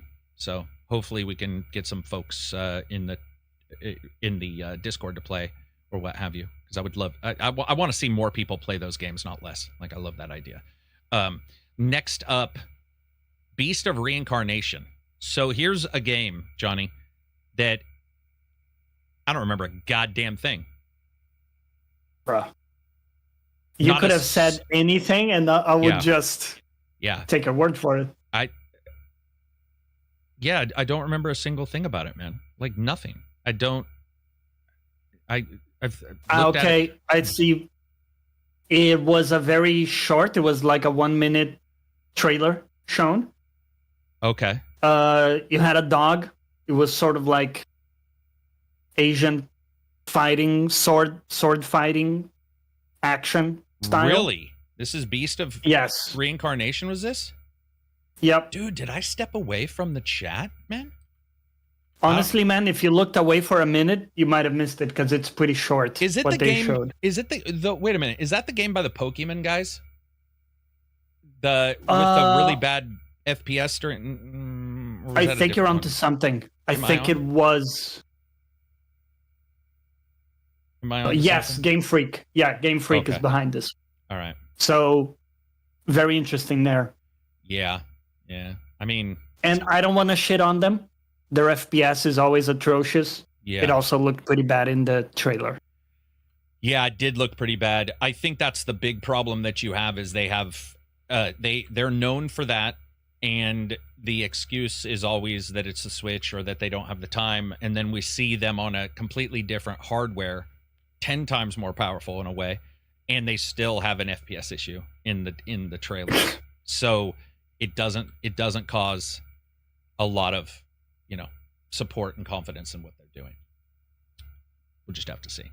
But that one really didn't grab me, as you guys can tell. I legit forgot that it was shown. So nothing against them. Next up, I want to talk a little bit about, so we did Outer Worlds. There's not much more to say. Persona 4 Remake. If you guys remember the 2 podcasts prior, that one I definitely knew was coming out. So wasn't a surprise, but I'm happy to get it announced, get it out there. I'm sure people are going to be really happy to play that. If they haven't been able to, and if they like it, you're going to get a remake. And they called it a remake.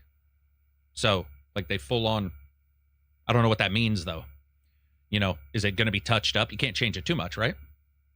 Like, you don't want to go nuts, because then it's going to feel like almost, why didn't you just make a new one? So, but it's out. It's coming out, which is good.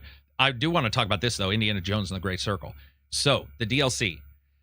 First question I got was, is this content from the prior game? And I said this in the Patron podcast, that my assumption is it's probably a mix of some stuff that they had from the prior campaign. Most of these guys, if you do 10 levels, you might have 12 levels that are boxed out, but 10 make the cut. It's a fast turnaround for DLC, especially for a company that stated when it came out they were surprised by the sales and they were looking to do DLC. So that was surprising to see them announce it. However, I got to say, big fan of Indy. I thought the game was really fun. So I'm actually excited as hell. I'll play. I will return to that one. I think it's also, the access isn't Dark Souls like Night Rain or, like play the full DLC, game. Right, this DLC feels like, and the game itself doesn't require as much investment. So I was excited to see it, but surprised. I don't think I heard anything about that other than that they were looking to DLC, but didn't know anything was this close, because that comes out September 4th. So, dude, that is pretty close. That's pretty close. That's good. Yeah, it's awesome. Gears of War Reloaded, August 26th. Yeah.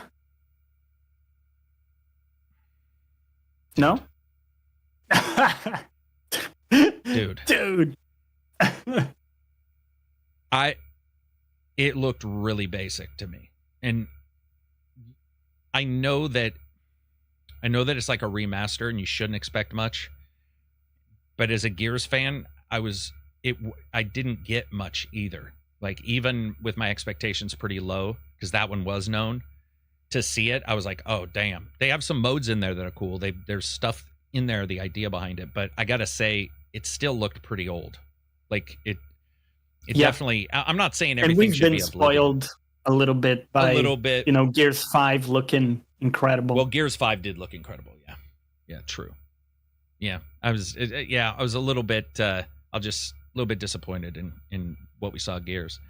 Let's say skip that one. Let's go to Hollow Knight Silksong. No. Sorry, guys.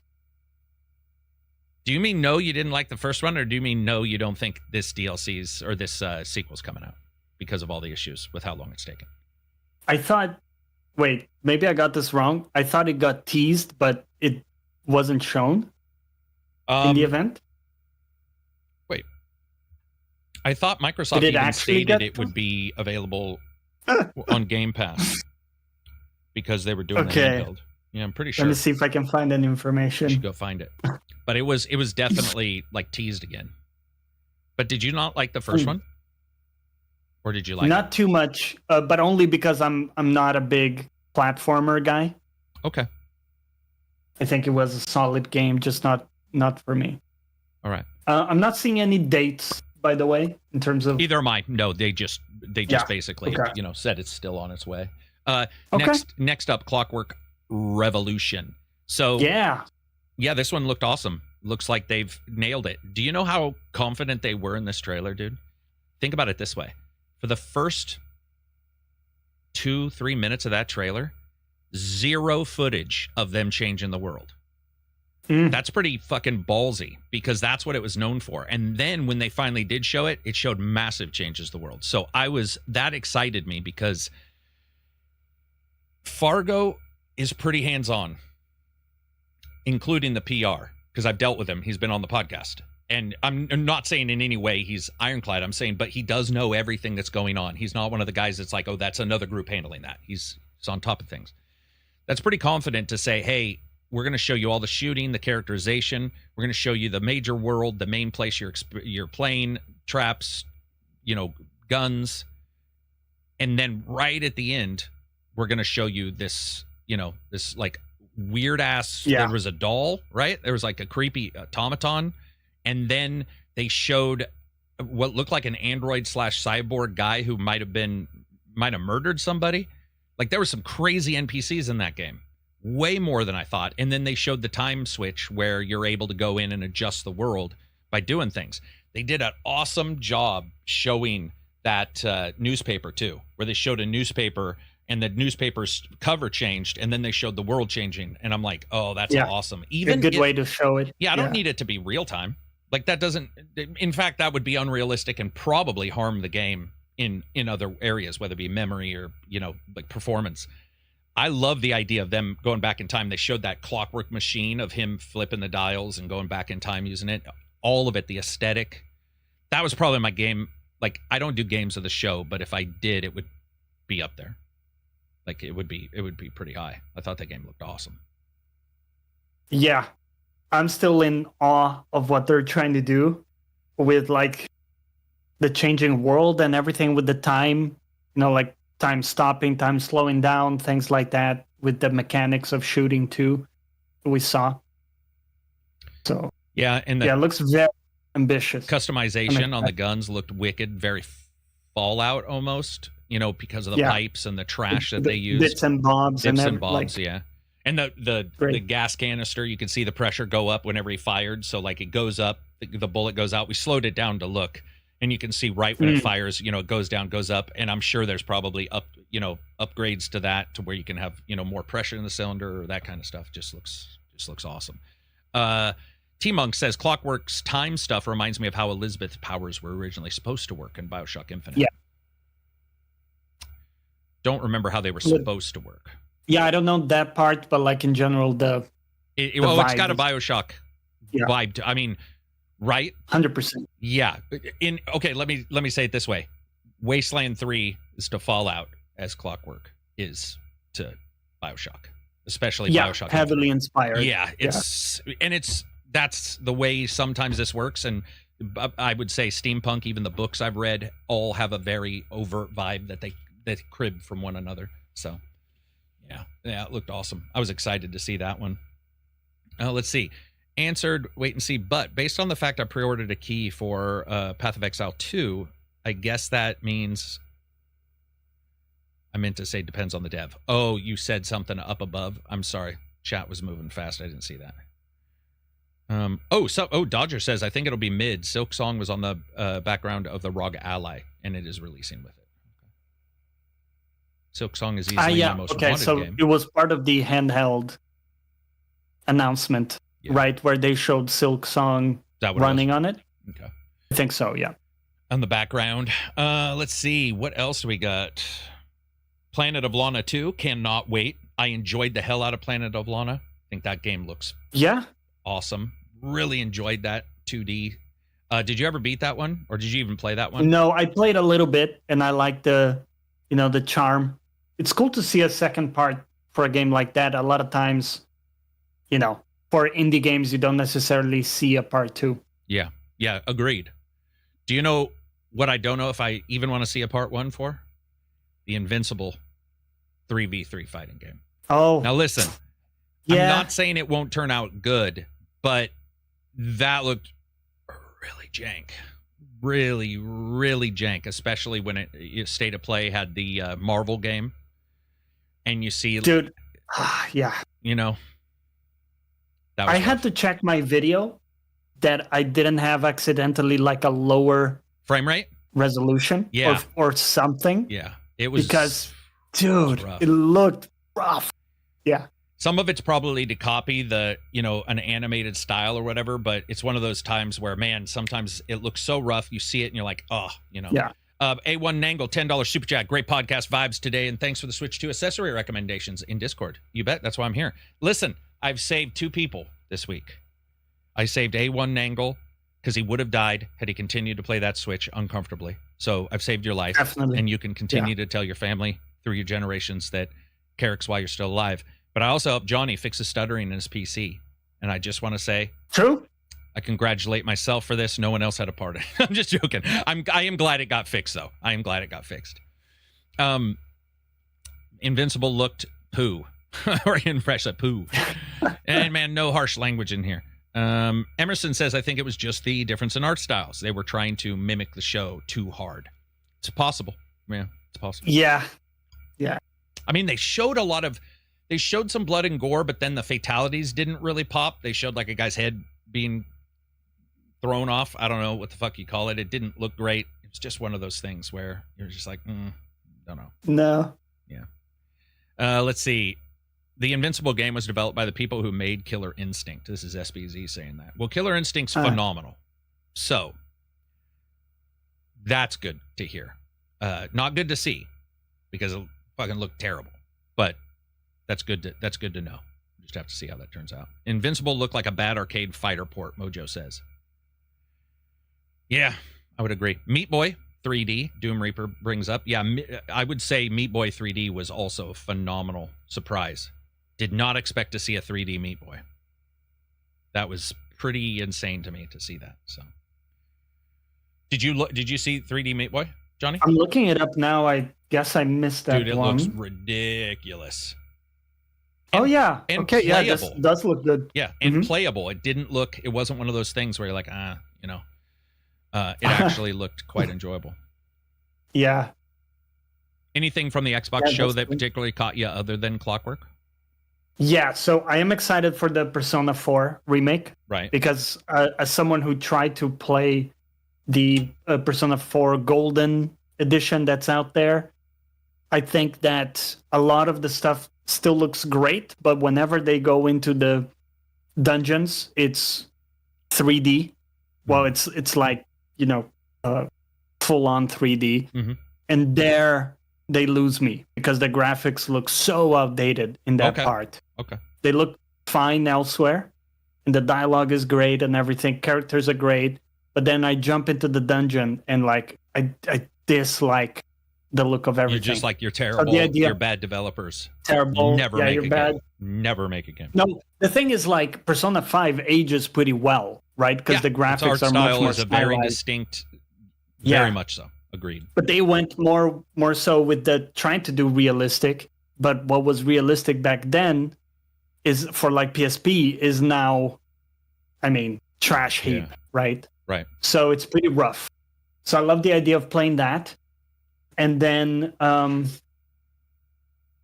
I think to highlight as well, Keeper looked pretty interesting. Do you remember that one? Keeper, Not the at game? all. Keeper, as in Keeper? Keeper? Yeah. Just Keeper? Yeah.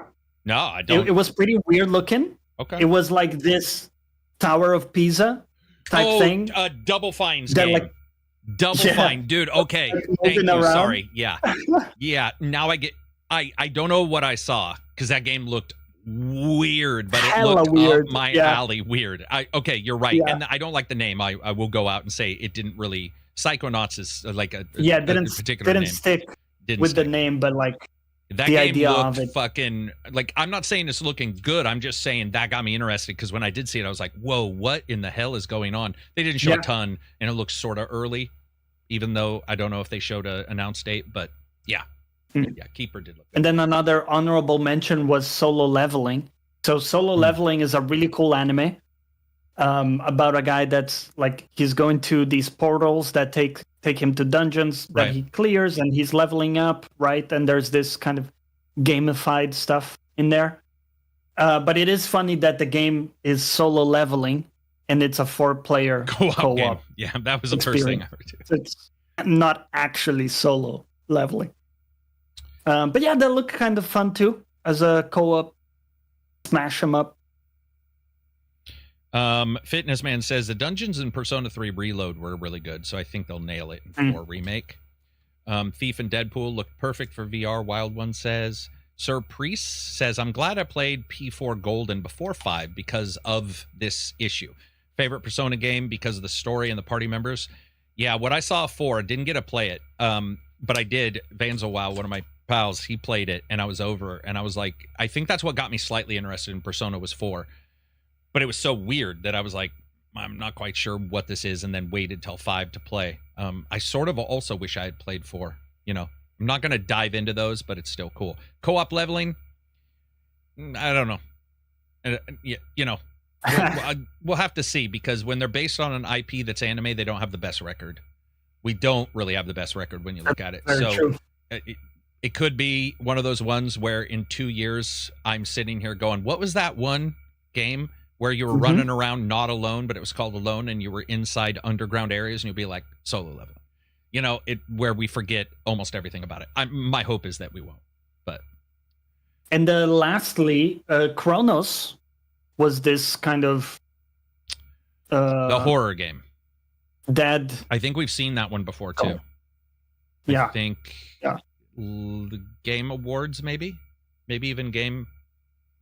Yes. Yeah, I think. Yeah, exactly. We saw a bit in there. So we saw a bit more gameplay. Chronos: The New Dawn. This is coming out fall of this year, and I think it looked pretty good. Atmospheric. Yep. You know, some tentacle adjacent stuff going on. Yep, I think that you know, tentacles and anime go hand in hand. So a bit of like, you know, what do you say? Orifice and tentacle. Yeah, anyway, orifice. I thought I was gonna get away with that. Yeah, Kronos says. T-Monk says Kronos had the main character playing chess with that old lady. Super weird first trailer. Thank you. Yeah, that was eclectic. That trailer was that is what I think I remember from it. Dodger says, was mixtape in the Xbox showcase? Yes, it was. Oh. Yeah, it was. Yeah, mixtape. I love those ideas, but I don't know if it'll met out. I like it. I think that was the one that you told me the copyright was bad on the video you saw. So they like removed on all YouTube, the music. The recorded version was just no music. It's crazy how something hits so different without music. And if there was music prior, it can hit so much harder without it. But if you expect it and there's no music, you're just like, what is this? You know, it is unfinished. I think mixtape will hinge on that kind of stuff, obviously, from just the name alone. But I'm all for nostalgia, cartoonic. You know, I really wanted to like the last Don't Nod. Was that Don't Nod? The one that came out with the girls, the four girls who are then you play them as young adults. What the fuck? Just came out. Bloom and Rage. So. Oh. Yeah. I sort of, you know me, I like a Telltale game. Then Dodger says, Bloober Team, if they get even close to Silent Hill 2 remake, should be good. I guess my trust of Bloober Team can no longer be impacted by the medium, and I have to move on. So I'll say that Bloober Team, they did a really good job with their last title. So hopefully all their stuff in the future is great. They just really burned me on that last fucking on the medium. Man, that was rough. Yeah, medium. It was rough. Yeah. It wasn't even medium. I wish it had been. It was a rough one. What else we got for Xbox? Okay, you want to talk about the Xbox mini Xbox, not Xbox ROG? ROG? Yes. The ROG. Okay. So they show the Xbox. What do we know? What do we know? We know that basically the big thing here, and I will show this to prove it.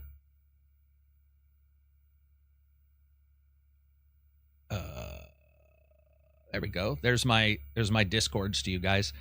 So we had heard that the OEMs were going away a long time ago, and for whatever reason, we beat the journalists, which was nice for once. But so you've heard me talk in the Discord a bunch about OEMs and the idea of Microsoft stating we're going to sort of try to make sure that we've got the software working in a handheld fashion. And you guys are going to build them. The first being the ROG.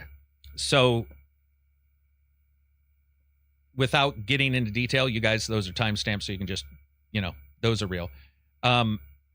Without getting too deep into like leaks and rumors, the ROG is the first. I think that this makes total sense. It's something that we talked about even last year when there were rumors about it, that I was definitely hearing that third-party companies were actually the ones who were sort of getting the love of, the possibility of taking on the handheld area. So like WMR, where WMR was not made by Microsoft. And I think this makes sense because the question that consistently was given to us, including in the podcast, was why would they do their own hardware? And I was agreeing, saying like the amount of money to make your own hardware, sell it at maybe a loss, when you're the game maker and you're the software maker, it makes more sense to OEM that. Give it out to your Razors, your companies you trust, maybe not Razer, but good companies that you trust, and have them do the hardware. That's what we got.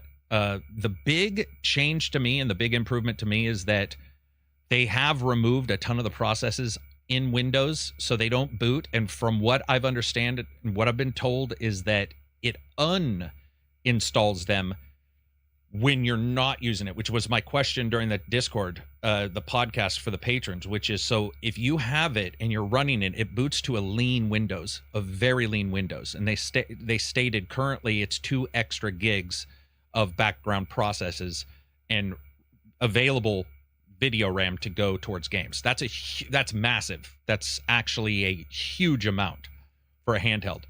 But additionally, the processes are turned off. And then if you plug in a keyboard or a mouse, it auto hot loads the driver for those until you unplug them. So you can use it like a PC, like I do my Legion or whatever. But unlike the Legion, where that's Windows, it's Windows with all of the positives and negatives of Windows. This is like Windows lean and boots into this sort of Xbox OS. The other thing I had talked about last year was that I had been noticing updates to Game Bar, and nobody liked Game Bar. Admittedly, Game Bar sucked balls. But I think within a day of them updating it, I happened to open it, and I was like, you know what? Game Bar not only is working better, it's got new tabs. And I started doing the thing in the Discord where I was showing people, what if an OS was made with Game Bar? So a couple of months ago, I was like, yeah, I think Game Bar is going to be like your front end for the OS, at minimum for the handhelds, let alone if you start moving into a next gen systems, you start looking at how to make a lean OS that does all the things they want to do. I'm actually really excited by that. But the big excitement for me is full length joysticks, and the right thumbstick is moved way up like a normal gamepad. So the comfort level, it looks ugly from the side. You're not picking up chicks in it. Like if I was hoopty rolling, that might be a thing. I might be worried about what it looks like. The profile of that thing is the side hideous. profile looks exactly like what you would expect, a little like the Portal, where they both look like Frankenstein's. But personally, I would say that what I saw and the idea that you're going to be able to boot into that, you're going to be able to do those things, not worry about the processes as much, get 2 gigs extra, which again, that's massive.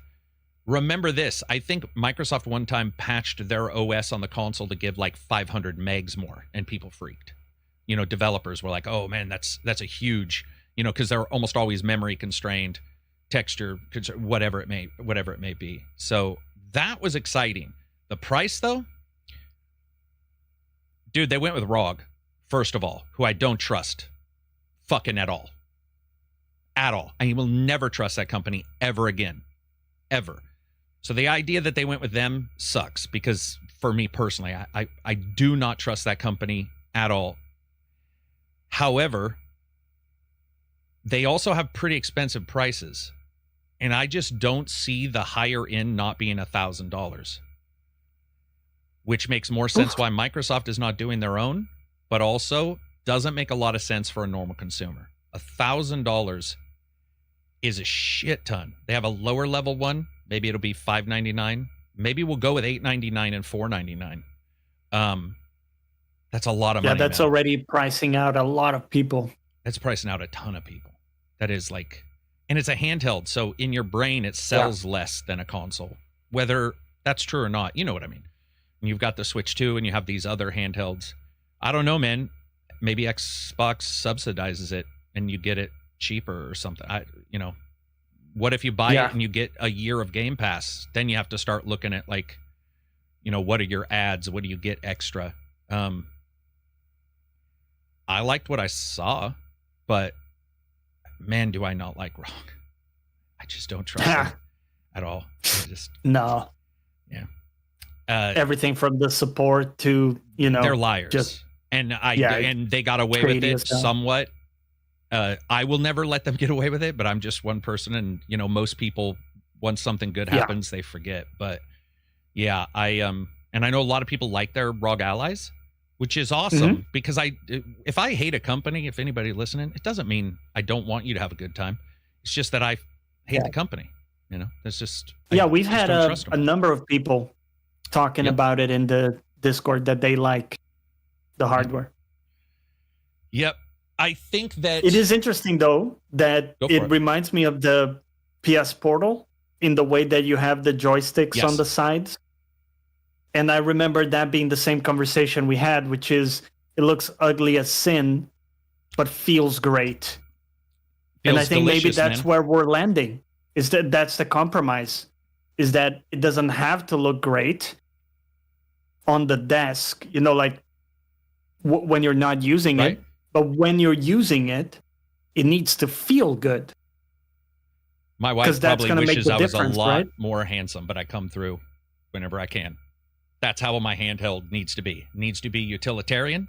That fucker needs to feel comfortable. Get the job done. Get the job done. Got the little love handles on the side. Get some grip. Some motion. Good grip. Some motion in the ocean. Here's the thing. I got the Portal. I liked it because it felt comfortable and it looked like dog shit. Fine. I just don't care about that because I am not showing it off to every girl I meet on Tinder. Like that, it's fucking ridiculous. I get it though. Yeah. However, the controller feel where the buttons are on that device look good.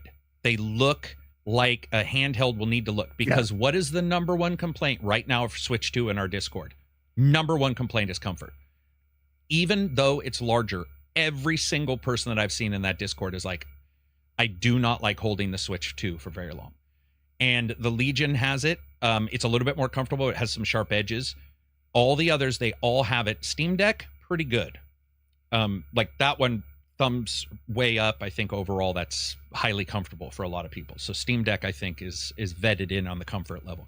Comfort's a thing, man. You're holding it in your goddamn hands. It needs to be comfortable. And I think that both those companies, I think Steam's doing it different, and they've got a really good device on their hands when it comes to comfort. And I think Microsoft and ROG have done a really good job on their design of this one when it comes to comfort. They also stated, it's got the specialized triggers. It's got all this. I need to play it. Are the bumpers, do they feel good or do they feel like horse shit, like the Xbox controller?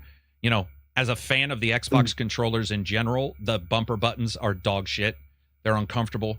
They break really easy. They don't feel very good. Supposedly this one, they actually do feel good. They feel like real bumper buttons versus the soft feedback that you get from the bumpers on the Xbox ones. So that's cool. Yeah, I'm excited for it overall, but not price-wise. Price-wise we're getting priced out of shit. We're in the one time when we don't want to get priced out of stuff. But handhelds, it's hard, man. How do you make a cheap handheld without it having no power? It's hard, man. Yeah, because if you release something at the level of like a Steam Deck for power, yeah, I think it's not going to be that interesting. You know, because people are just going to say, listen, I already have the Steam Deck. This gets the job done for a lot of stuff. Thank you. You reminded me of the most important thing here. And I've kudoed big companies for making decisions like cutting games that aren't working and stuff like that, because I do think we're at the time now where the industry needs to, if you have to cut bait, it's fine.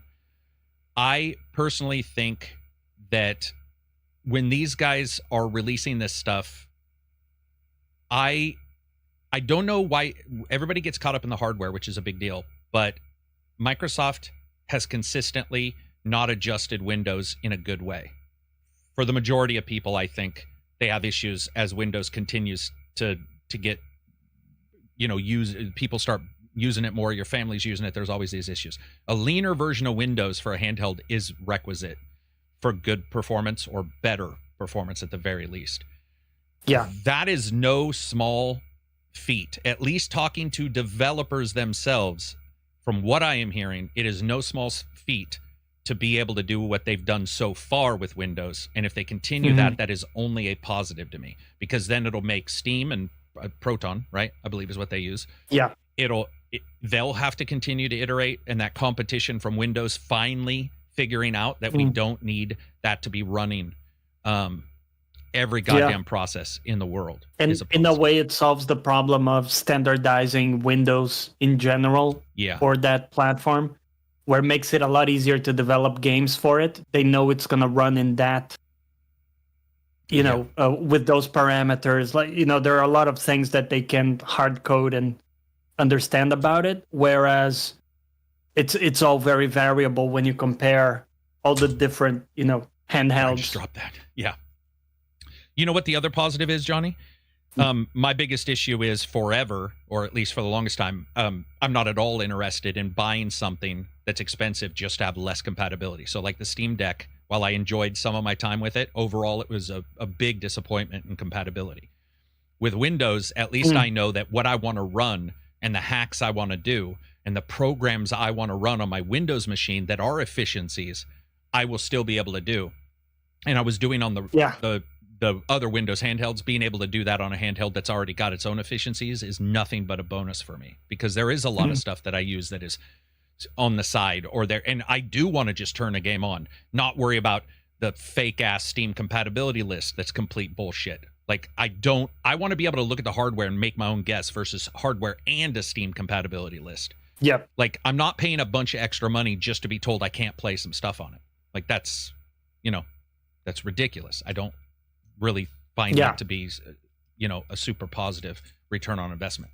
So, but this is a return on investment that's super positive. Microsoft invested in this, regardless if that device is positive or not. You will still have to have Steam making sure that the Steam Deck continues to do well, has more compatibility. That's awesome. Like that's great. We're assuming that Steam is going to integrate into this thing, right? You're going to be able to play your Steam game. Yeah. Every single game, including PlayStation games, are available on it. So if the PlayStation game is a PC version, it will play on that device. They're not locking it off. That would be, at that point, it doesn't. It would be asinine. Everything's an Xbox, man. Everything. Your Xbox is an Xbox, at least for now. Cupboard's an Xbox. Play anywhere. If it's got a Fire Stick plugged into the side. Yeah. I'm for all intents and purposes, I'm excited about the hardware, not excited about the price. Price is going to be. Yeah. I think it's the right direction with the, give me the grips. Give me the grips. At the end of the day, like your enjoyment is going to be measured by the time you're holding it and how it feels versus the time you're looking at it. And battery life. So, that's the one thing. Yeah. These devices' battery lives suck. They suck. And efficiency in general, like how Yeah. long does it take to charge it? Is it simple, or like do you need the one golden cable that actually works? Oh, dude, I've had that before. I know that. I know that rub where you'll be like, it says it's supposed to charge whatever device. This is the cable You'll be like, gave you me. gave me this. Yes, I've actually got devices where it's like, here's the cable, and you plug it in, and it's what? And then you switch out It's cables. trickling. That one works, and you're like, what the fuck? Yeah. I would like to see new batteries that are a little bit longer. We see a lot of devices where you take them apart and you see the battery and you're like, oh, okay, it's somewhat sizable.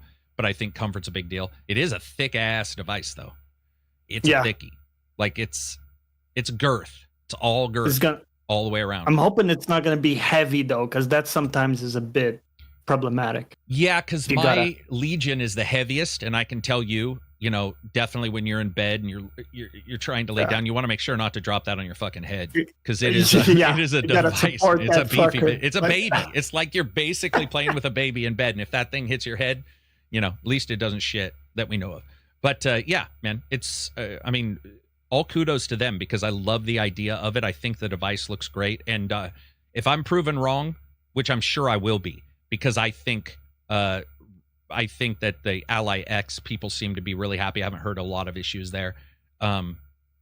My hope is that we see not only them do well, but we see other companies figuring out other form factors, sizes, power levels. Do we got people looking into new battery technologies, or have we given up on that? No, we got some people on that. The big problem with the batteries is like you have Life 4. That's what it was called with Airsoft. I think it's LIFE now. Might have even been changed. It might still have the 4, but had to do with how, I think that was like how many carbon atoms it was.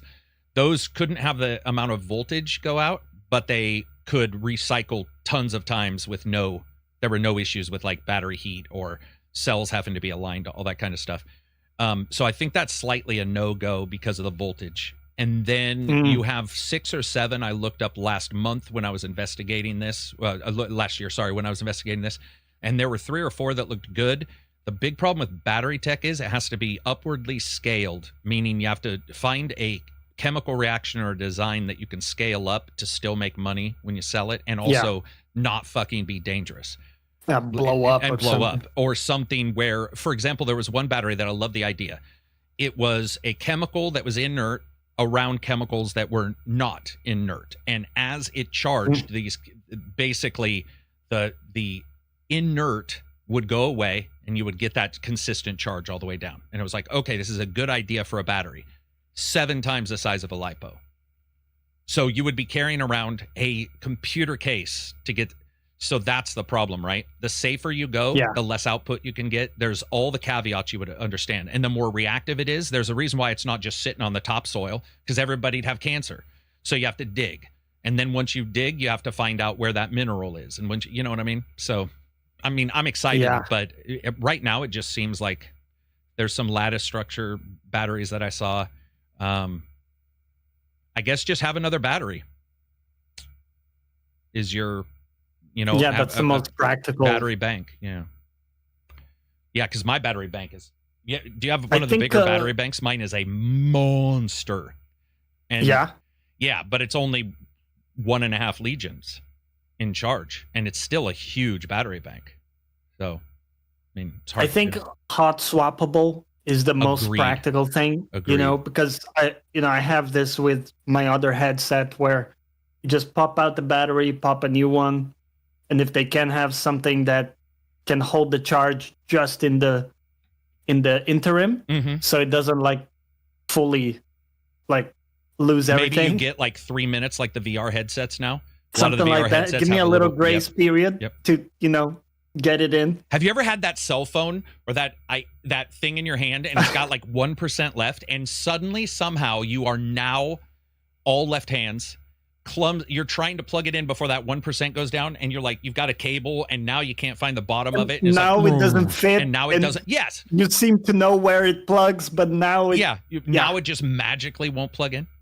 I think, in all honesty, a little hot swappable 2 or 3 minutes, as long as the battery switch out is fast, would be great. You can take that battery. And maybe like a little dock where you put Yes. the other battery so it's charging always. Yeah. On my question, I asked the chat and anybody else, if you want to give your answer right now before I close this poll, I said, what's your gut reactions when you see early access on a new game? 8% said excited to support it early.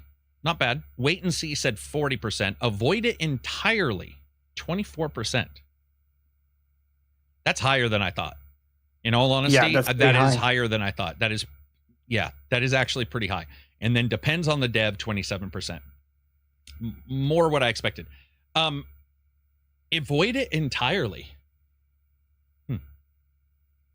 Yeah, because that's active. That doesn't just mean ignore it. That's a pretty strong stance. That is a pretty strong stance. That's stronger than even mine, I would say. That's okay, all right. Wait and see, 40%. I think that one I expected. Depends on the dev, 27. I think that's with everything these days, right? If the dev has a good track record, people have a tendency to, let them get away with it. Reading some of the chats, if you want to grab what's next in the questions. Bep says Karak just can't let go of the medium. I think that's fair. I think you're right. But I just did. I literally just said. Like I stated, I got to let go of it. I am letting go of it. Creative Monster says Hog Ally Karak Edition. Dude, thick. What's up, Creative? That's the guy who always does the hilarious GIFs. And I'll say something, he'll put a GIF on. I don't know how he does it so goddamn fast. But I'll post something or there'll be some random thing we say and he's GIF instantly with us in it. Yeah. He's probably ChatGPT's new test is what he is. And here I am talking him up. Doom Reaper says, can someone bring back Gauntlet? Oh, Gauntlet would be good. I'd play the hell out of Gauntlet. Rogerio says, been very happy with my Ally X, but I understand Karak's mistrust. Emerson says, why no love for Asus? I've had monitors and GPUs by them. Love them all. I don't know.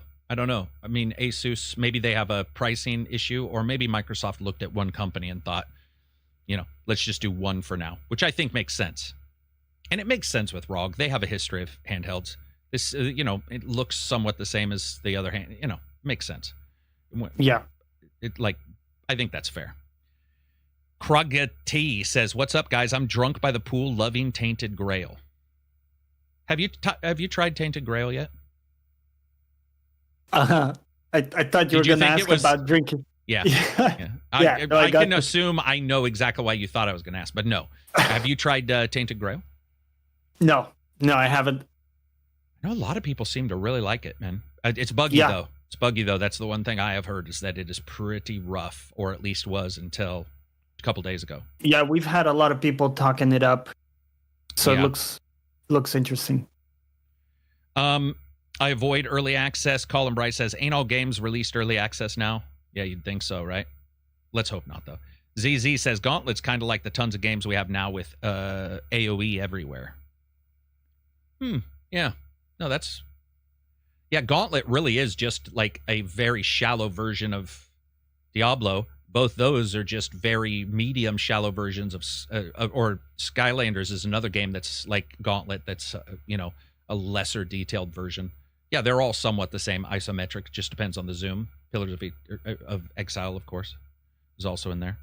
Creative says, I'm so random with stuff I create, Karak. I apologize. No. I love it. I'm consistently surprised by your skill. As somebody who has no skills in life whatsoever, I'm always impressed by those who have the ability to create something like that. It's awesome. Is that it for the Xbox event? I think that's it. We covered it all. Minus one or two things. Dude, we covered it all. We've covered all of gaming. There's nothing else to cover. We solved it with ACG. We've solved it. We've solved. Let's go. Let's solve for Xbox. All of gaming. Okay, let's do this. Everybody in chat and Johnny, I'm going to grab a monster while I ask this. What's your game of the show? It has to be one. You can't fucking dally. You can't be like, I've got 6, and if it's fucking racing, it's one. What's your game of the show? If you write it in there, you can't remove it. So be prepared.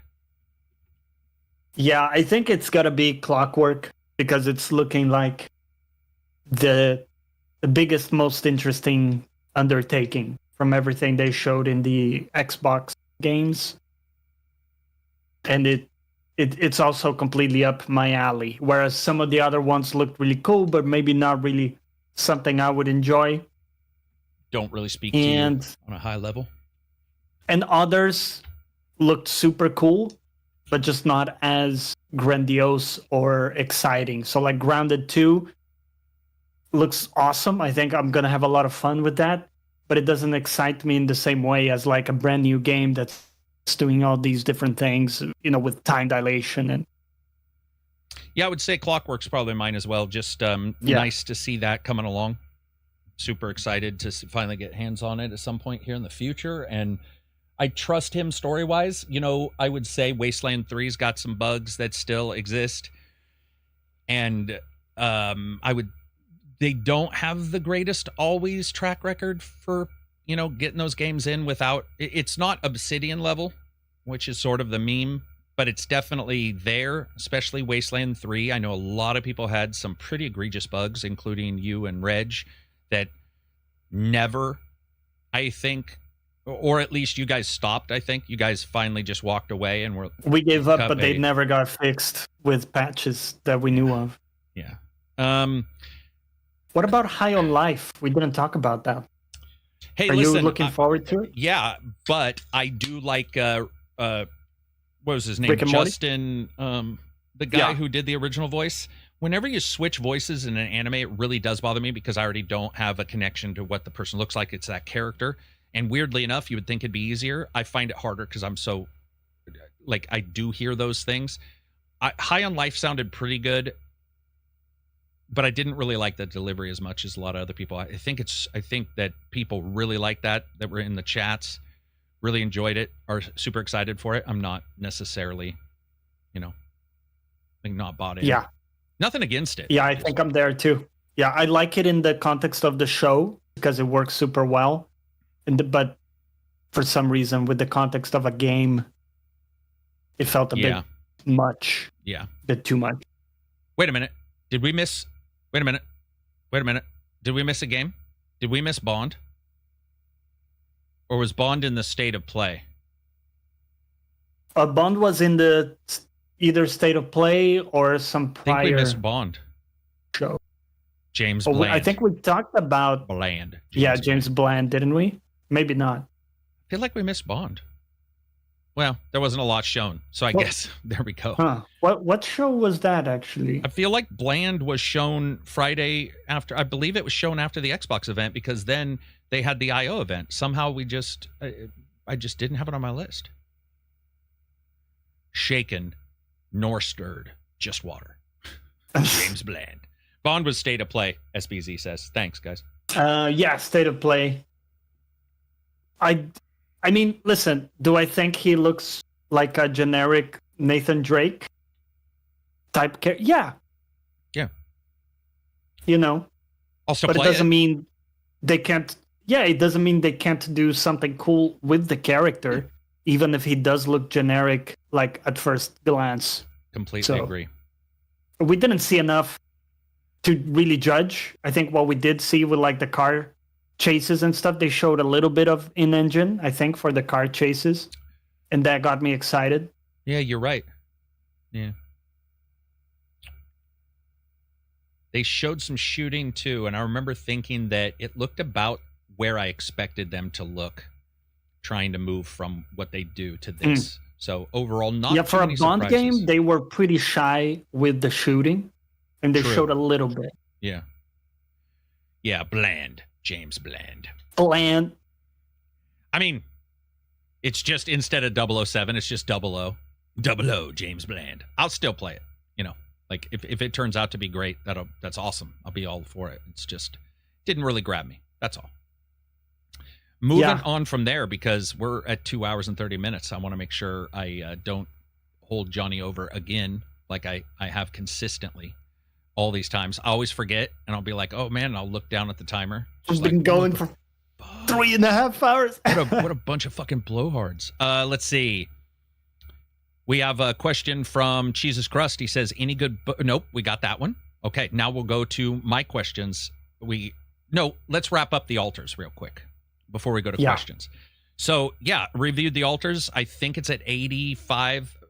It goes up and down depending on who turns in their review last. But, dude, highly enjoyable game. Frustrating as shit sometimes. I mean, frustrating as hell. But ultimately, great story.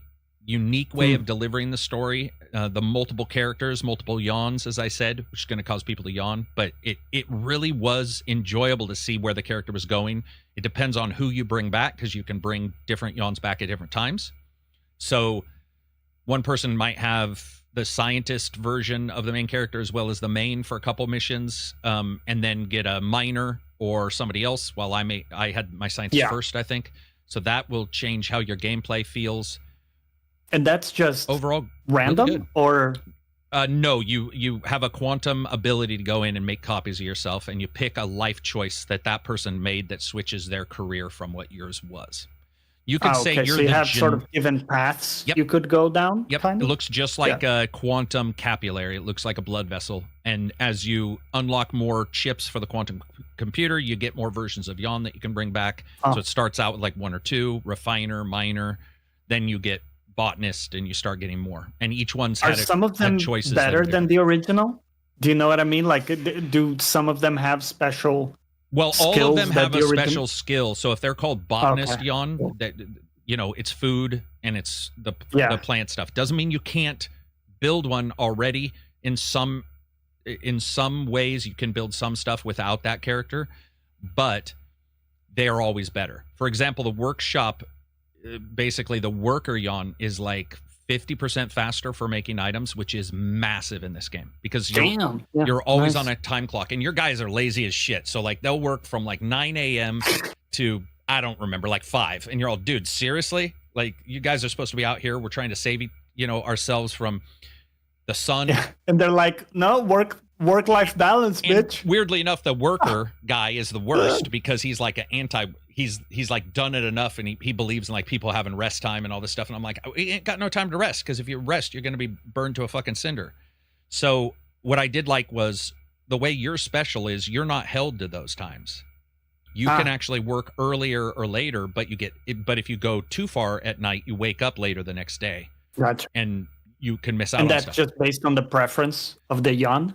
That's based on the preference of the yawn. It tells you right away what they're good or bad at, and their naming. Yeah. It's like technician yawn. They're not trying to fool you and call him something slightly different. You have to keep remembering. It's not like he's got a hidden talent for... Great graphics, really unique overall gameplay, and the survival elements they're not lean. They're just they're pretty easy to understand and come by when you see them. They're hazardous though. You can certainly die, and this game fucking loves that when you're ready to move the vehicle, because there's some lava flow you have to get over or whatever, the game loves to throw 3 other critical problems at you at the same time, and that was frustrating me. Because there'd be a time where I'd be barely set up, and I'd be like, okay, I've done my due diligence. I've got things running right. And then they'd be like, all right, you have 5 days to move the vehicle. No problem. I look at my supplies. I'm like, I got this. And they're like, but to do that, you have to do this. So I'd go do it. And they're like, but to do the next step, you have to do this. And you start looking at your supplies going, all I'm doing is burning up supplies. These guys are barely bringing in supplies. I'm out there doing stuff. I don't have the time. So you start seeing that dwindle down. Then they'll be like, solar storms coming. And there are a lot of times where I was like, you know what? I think it's a little close. They have a difficulty slider or a difficulty adjustment. It's like high resources and low amounts of resources that you get from mining. And then something else. I felt it wasn't even that. It was just the timing, because it didn't really matter how well you got suited up, as Takedown told me this morning, because he's playing it. Takedown's like, it is easy to fuck yourself. Like, it is ridiculously easy to get to a point to where you feel like you're all, but the games knows that. And it saves the save files in a way that it tells you what you're doing in the save file, and you are supposed to go back. But it's hard because people go forward in life. Like, the idea of going back just to get a little bit more rock it's not anathema, but it's certainly anti what most gamers at first think of. but the game does some cool stuff. Intuitive. Yeah, if you go back, it tells you what choices you made in further quests. So if you go back and talk to somebody, it remembers the other save games ahead of that one and will tell you the choice you made, so you can make the same one or you can change it, which I thought was cool. That is cool. That works in the way this game plays out. Great. Story is going to be... it's a story. It's going to be touch and go. It depends on what you like and what you don't like. To me, the story was the day-to-day of trying to do it. Yeah. That's what... I told my own story, and I loved that. The overarching story was fine, but the meta was that was my jam. And I did catch myself going, I'm just going to work a little longer, just a tiny bit longer, and then you'd be tired, and then the next day would be worse, and you're trying to figure out how to balance it, and that was awesome. That was really fun. So was that where the frustration was coming from? Was just like the game throwing all these wrenches into your... Yeah, dude, and it's not wrenches. If it was just wrenches, I mean, they just throw the entire engine at you. Yeah. Man, I was so ready one time. I mean, and I knew it was coming. I was looking at everything. I was going like, we've had a full day where almost nothing has happened, and I'm waiting for the other shoe to drop. And then I go to sleep. I wake up the next day and I start to walk forward, and one of the damn yawns. These guys are so beta, man. God damn. Like, I don't know why you're not, but the guy's like, you need to come talk to me. So I go talk to him, and he's all, so listen to this. Let me explain it. Like, the voice actor for the game contacted me on Twitter and thanked me for covering it. We were talking about voice acting. And I told him the one thing that bothered me, and it bothers me in Mass Effect, so I'm just going to point it out. You're in the middle of trying to roll a giant unicycle wheel across a fucking desolate planet. The sun kills you, and the night can kill you. And there is a dude who is telling you it is an emergency to build him some fucking dumbbells because he likes to lift weights. Now, does he say you have to build it right away? No, but things start getting a countdown of like, he'll get mad. Not terrible, like, but he'll get mad. You get too many of those. He'll be unhappy or whatever. Yeah, and you get too many of those and they'll kill you. So I didn't put this in the review. I should have. I have a new section of reviews that I'm going to start doing called Experiences, which are just little snippets of stories. And I recorded it, and I was like, you know what? Without a warning, this might be the wrong game to throw this on people because it might be considered a spoiler. I don't think it is because we see this in the trailers. But, dude, I'm telling you, I went there, I got everybody situated, and one guy was moping in a corner.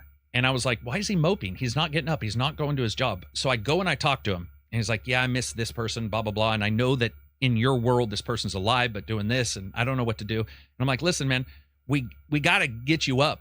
You know, we got to get you moving. So I talk him into working. I go to sleep, and that dude murder fucks the entire team in the middle of the night, and it's just game over. And I'm like, shit. What? Like, what? What's even the counterplay to that, man? The counterplay is you have to get him. Like, you have to watch them carefully. It tells you how depressed they are, you know, gives you a readout, but you can't ignore it for too long, which I had done. But I was not expecting that, and you can have an alter die. That's fine. You'll do a funeral. You can choose if you want to bury him, if you want to cryo freeze him for taking, you can do a lot of different stuff with that. But that dude just killed everybody. I was like, what the shit is going on? Now, did I like that? Yes, I adored it. That was incredible to me. But it was definitely shocking because I was not prepared to just have the guy. It's just in the middle of the night, a depressed alter killed himself, but before doing so, killed the entire group of people. And I was like, what in the fuck is going on? He wouldn't let me help him, but decided because I hadn't helped him, he was going to kill everybody. So there was definitely some odd experiences like that, but I bought into it. You know, it's like Interstellar or Moon or Sunshine, the movies that are depressive a little bit, and you're like, why do people go on? Well, in the altars, sometimes they fucking don't. Sometimes they're like, I'm checking out. And it makes sense because you bring them into your world. Some of those hurdles are also part of the interesting, very much so, you know, like unexpected there's things that are part of your story. There are tons, which is like, there are some really good moments in that game. And things you have to remember where they'll tell you early decisions matter. And I'm like, dude, everybody says that. Like, what the fuck? Of course early decisions matter. If you don't wake up, you can't go on a trip, can't get in a car wreck. Like, I get it. It's not what they meant. So I made a choice early on. I was like, okay, whatever. About 57, 60 days into it, they're like, hey, remember when you did this? And I was all, shit, I think so. I mean, I'm sure I did, because it sounds like me, the dickhead, trying to get everybody to work. So yeah, it sounds like me. And it came back to bite me. Didn't come back to destroy the save game, but it came back to bite me. So yeah, great graphics, great gameplay, different style of title. And I would say overall, one of the highest on my list of games I've played this year. Like, not the greatest, but one of the highest in that list of top tier games I've played this year as an experience. Yeah, it seems to be hitting above its, weight belt. It's like a $30 game, yeah, $30 more or less. Mm-hmm. And it's Game Pass. Sitting.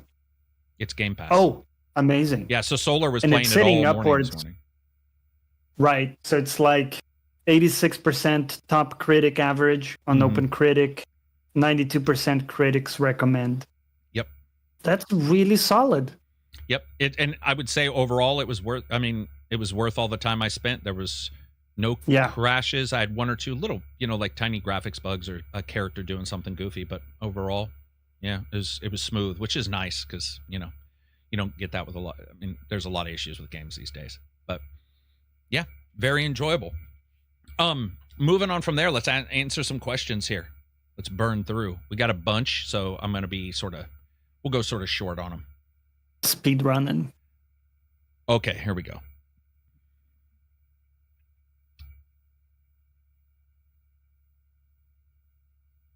Okay, I'll skip that one. We answered that. Nebula says, how many unfinished side quests is acceptable before an open world's narrative cohesion collapses for you? Guess it depends on the game, right? Like, yeah. If the game really, like, that stuff really pays off. I guess it depends on the game. Do you hunt down side quests? No, I was trying to think if I've been punished in a game for not. Yeah. Let's talk about that. Hunting. Have you been punished? I'm trying to think. No, I think I found. excuse me. I found I was missing out on some things. For example, Witcher 3 had some great side quests. Yeah. And I found myself wanting to not miss out on some of those. But I found that in a lot of games, let's say Shadows, I didn't feel like I needed to do side content that I didn't want to do. And overall, sticking to the main quest, I did fine. I wasn't, terribly underleveled. I would do some side content, but I didn't feel like the game hinged on me doing it, if that makes sense. Yeah. So I think those are usually not big must. Yeah, I don't remember a game that's really hammered me. I will say that, you will get I'll just say this. I don't remember a game hammering me, but I do remember thinking that a game hinged too much of its narrative on the side quests, where they were to, where you couldn't really get it in the main quest as much, and you might even be questioning what was going on. And I don't like that, because I feel like that's a weird way to tell your story. At the very least, in your story, it should make sense to what you're experiencing, especially if that's your directed linear path or golden path through a story. What game were you thinking of there? It was, so Elix definitely did it. Elix 1, I remember there were some side quests that I was like, I wouldn't understand what's going on in this world. Technomancer did it. Weirdly enough, 2B games that I really enjoyed, both of them, but they both did it. I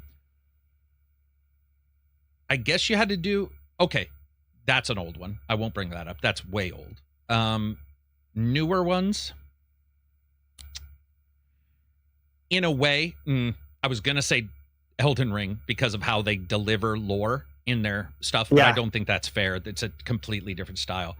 I would say Valhalla did it. Valhalla has those story events, and the main story makes sense, but I noticed that if I did some of the side story, the I think they were called world events is how they called them in Valhalla, which I did like. I liked how they were delivered. There some of the reasons to like the game and feel like the game is a Viking in an Assassin's Creed game are trapped in those side stories and not in the main. And I find that odd, because I'm like, I feel that shit should be in the main, and the side stuff should be sort of side data. They shouldn't really make you. Yeah. They shouldn't really have the awesome stuff be trapped in a side quest. I don't. You shouldn't need the context of a side quest to understand what's going on. I think they should be more so about world building and something where, you can get more out of it if you decide to spend the time in. And even Elden Ring, in terms of like, if you put the time to read descriptions and really get into it, I'm sure you do get quite a bit out of it. But I would agree with you that if you just play normally and don't really go out of your way, you're gonna be missing a lot of context. Yeah, that's why I took it off as an example, because it is a different style of game. Yeah, and, that game is sort of like mystery is the game, which is fine. It's its own way of delivering something. Yeah. Sonny Mailer says, "What single marketing buzzword needs the ban hammer?" Oh, that's a good question. Yeah, what single marketing buzzword needs the... Wow. I'm not going to say Dark Souls-like, because that's... Souls-like, yes. Yeah. But, marketing buzzword that needs the ban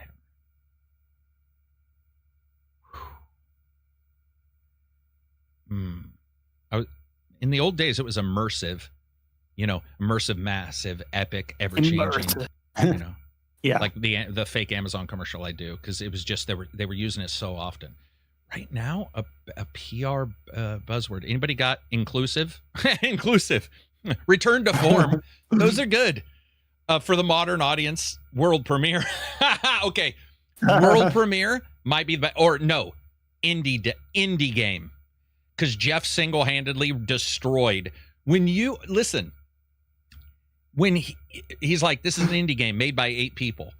When you have developers in your own Discord and one of them working on one of the games going, what the fuck is he talking about right now? That's when you know somebody has made a dire mistake on reading the entire crowd and reading what you're talking about. That was ridiculous. The first, it's like they have ripped themselves free of the shackles of the giant market, and they're now an indie dev with 100 people in their credits. It's like the same bullshit that happened with Expedition.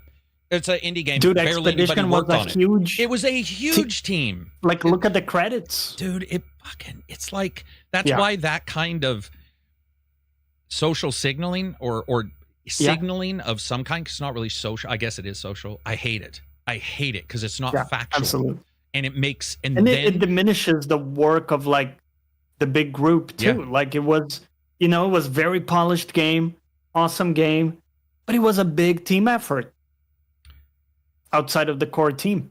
Not only that, dude, you throw somebody under the bus very easily if that developer talks about their team randomly a year later and mentions that there were a big staff. And now Jeff said there was. And suddenly you've got a he said... she said shit that makes no fucking sense. That's why, dude, there were a lot of people. There was Twitter exploded. Twitter, Blue Sky, all the places I had the social watching, developers were like, what the fuck is he talking about? Why are we, what? And they're indie devs who were saying that. They're actually the people working on those games going dude, you're throwing us under the bus right now. Knock it off. It's ridiculous. Terrible way of, so I would say, not solo dev, but, almost indie developer, because it's I support... It is pretty obnoxious. It's obnoxious when it's used as a lethal club against everybody, and then you find out, especially when it's untrue. When a publisher dangles a review event hotel invite to you, what red flags tell you the build on demo PCs isn't the real deal? Curious Cat says, when a publisher dangles review event hotel invites, what red flags tell you the build on demo... Oh, Cyberpunk. I get you. What red flags tell you a build or a demo on the PC isn't the real deal? It's pretty rare. Cyberpunk, definitely. What other games where the demo, you're like... this was not a demo, but I think everybody will mention it, so I'm just going to say it now. I think that they did fine afterwards, but I do understand people being mad day one, which was Watch Dogs 1, where they showed the guy in the trench coat, and they showed their... And they're not the only ones who do this. It's easier to bitch about Ubisoft because they have a tendency to do it. But I don't hold them... I wasn't as bothered by that one as everybody else, but I would say that, yeah, when you see those CGI events at a CGI trailers, it kills you. It's like, dude, you just know it's never going to hold up, right? Probably the worst was Killzone 2. I still think I remember Killzone 2 being one of the craziest moments in time when generic people who had never studied development at all saw that CGI trailer and were like, well, that's not real. And they were like, oh, no, it's real. So like, no, it is absolutely not real. That was nuts. What's the most underutilized audio cue that instantly sells a sense of weight or momentum? This is by Woozy.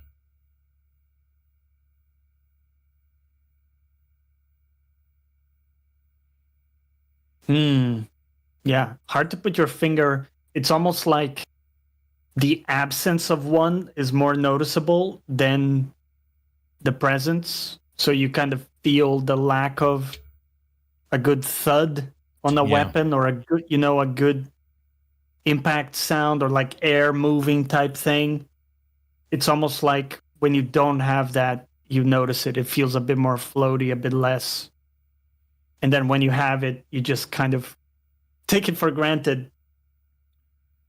Yeah, I think when you fire the bullet and you hear the extra slightly different sound for a headshot, that to me is not always replicated. But for example, you hear a ting when you're doing Division, when you hit one of their metal devices, and you hear a wetter sound when you hit their heads. And I'm like, dude, that works so well, because I can tell from like high frequency. Just so good. Ear candy. Just enough to make you go, okay, I definitely know where my bullets are falling right now, especially as many bullets as fly in that game. That's an amazing piece of Pavlovian, indoctrination. It's like it's awesome. Training you to get the headshots. Yeah. Great. Underutilized audio cue. Oh, okay, Johnny, I have one. Not all games do this, and I adore it. And it's definitely occurred more often. I like heavy breathing to be accentuated as you get tired, so you don't have to read the stamina bar. Ooh.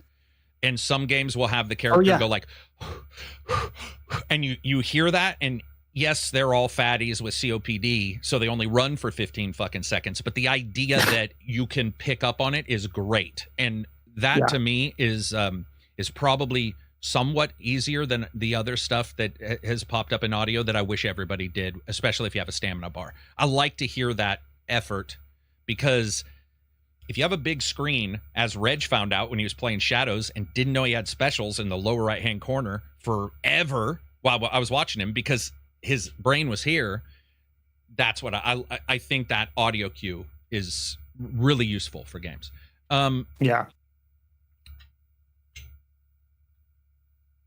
With Rockstar now aiming for a 2026 launch window, what single feature do you suspect pushed GTA 6 off the pier?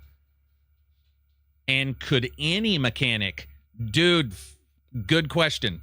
Flame On's got, he says, with Rockstar now aiming for a 2026 launch window, what single feature do you suspect pushed it off the pier? And could any one mechanic justify an additional year in the oven? So is there any mechanic that we know is not in there right now, and you find out, make it up, by the way, it doesn't have to ever be in a game prior. Is there any mechanic that would justify a full additional year for GTA 6? I love the idea of Rockstar being like, listen, guys, we can afford it. Let's really want to put poker down. In the game. We're going to put poker in the game, or like, we want to have like dynamic storms that are taking place, or some weather system that absolutely interacts. I could see them doing that.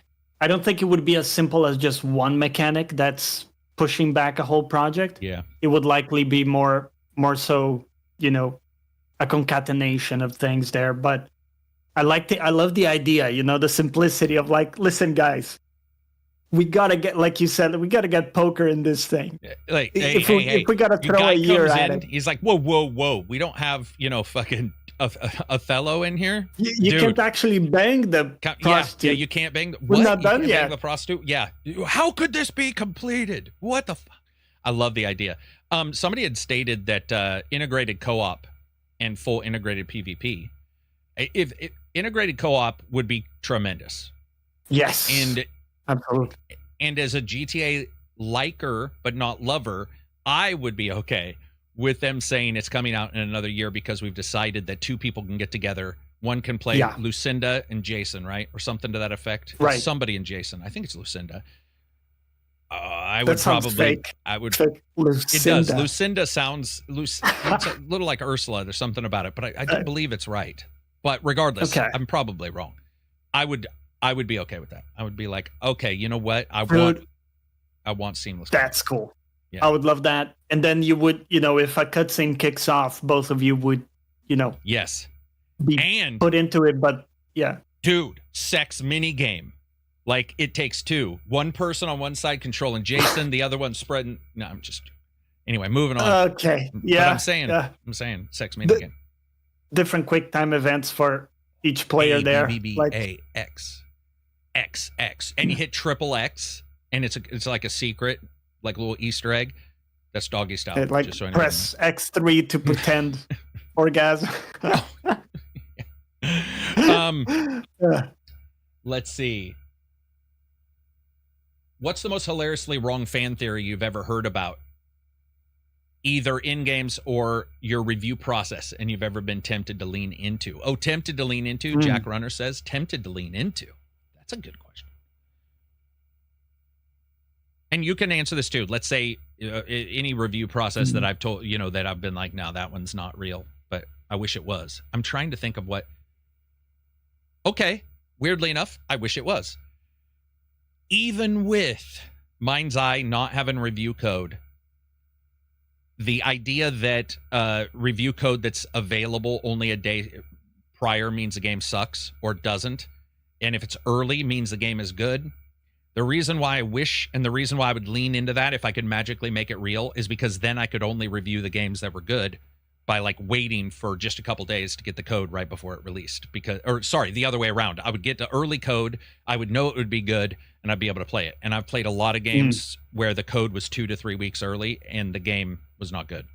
So the connection there is not as cut and dry as you think. Even with Mind's Eye being in our rear view, very close. Yeah. Yeah. I admit I've fallen for the one where if the code is really early, that makes me think that the game is in a good state. Yeah. And the opposite, like where, you don't have embargo maybe and it's just release day, kind of makes me think like, they're struggling, struggling to get it out the door. Yeah. I admit I do have that like perception. But I think you've said there are many counterexamples of. Yeah, there's a shit ton of counterexamples, and there's a boatload of reasons why 500 people making a game may not hit the exact day you expect. Like it's just quite literally how it works. You know how it's like. Try to get a deadline with a software team that you have, 20 or 30 people, whatever. Yeah. The software teams I've worked on, 20 or 30 people, and they can't even get a deadline for something that's 1,000 times less, chaotic than a video game. And you roll in with some people working overtime the night before. You just, it happens. Yeah. Spiral says, what single UI sound effect lives rent-free in your head, either because it's perfect or perfectly terrible?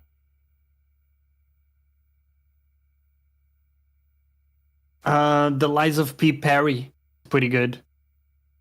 There's like a, high frequency. What's it got? Like a shing? Like when you hit it? Yeah. Or when you miss it? It's a bit of when you hit the parry. Oh, okay.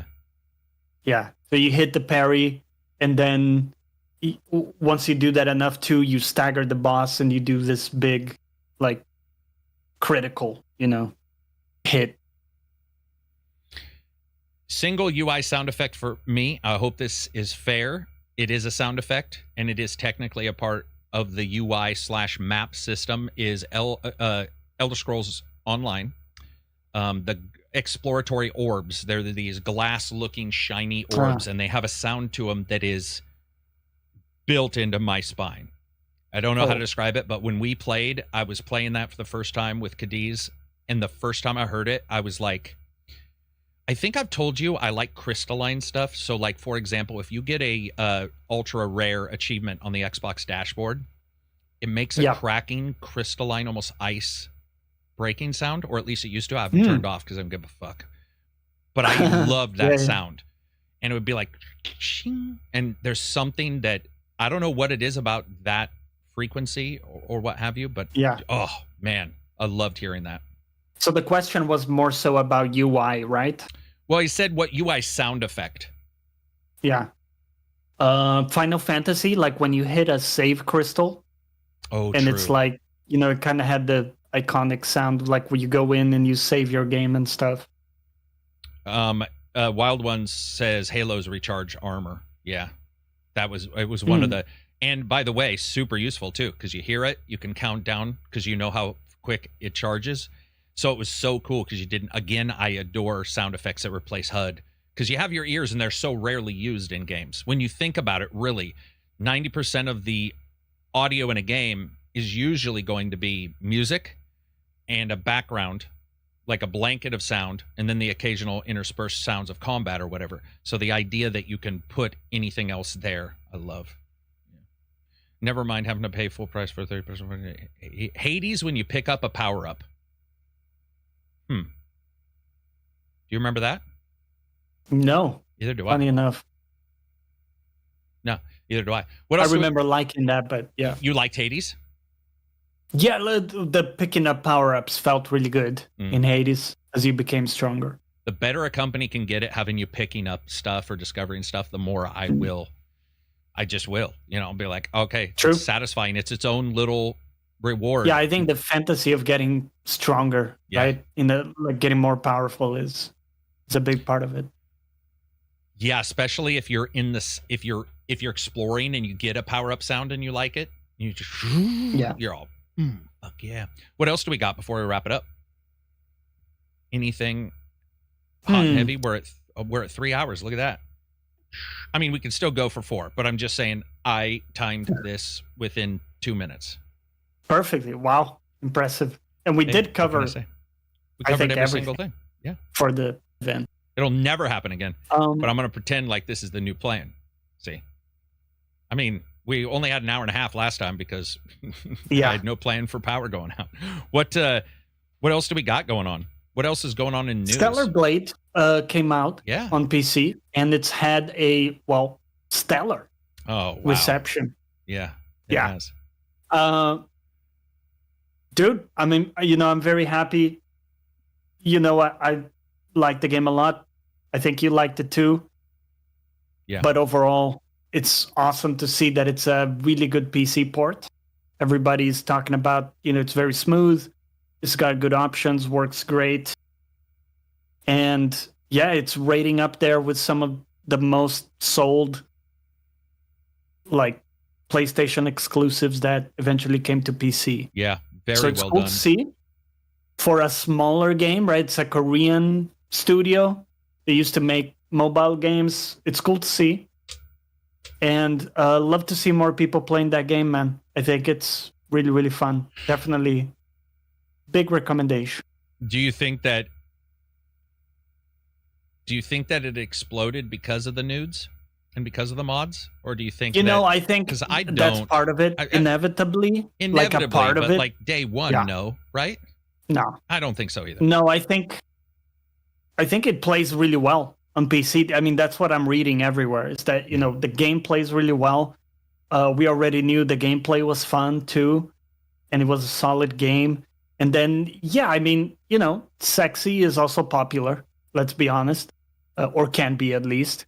And I think in this case, they have a cool aesthetic to go with the sexy aspect. Yeah. That makes it distinct. So it's not just like, hey, here's some boobs. It's more so, here's a whole aesthetic around these androids being very, svelte and like lean built. Almost like we talked about in Expedition. It was part of the narrative that these people were very lean and just, they're just ready for what's coming, right? It's been their whole life. So I think in some way it works.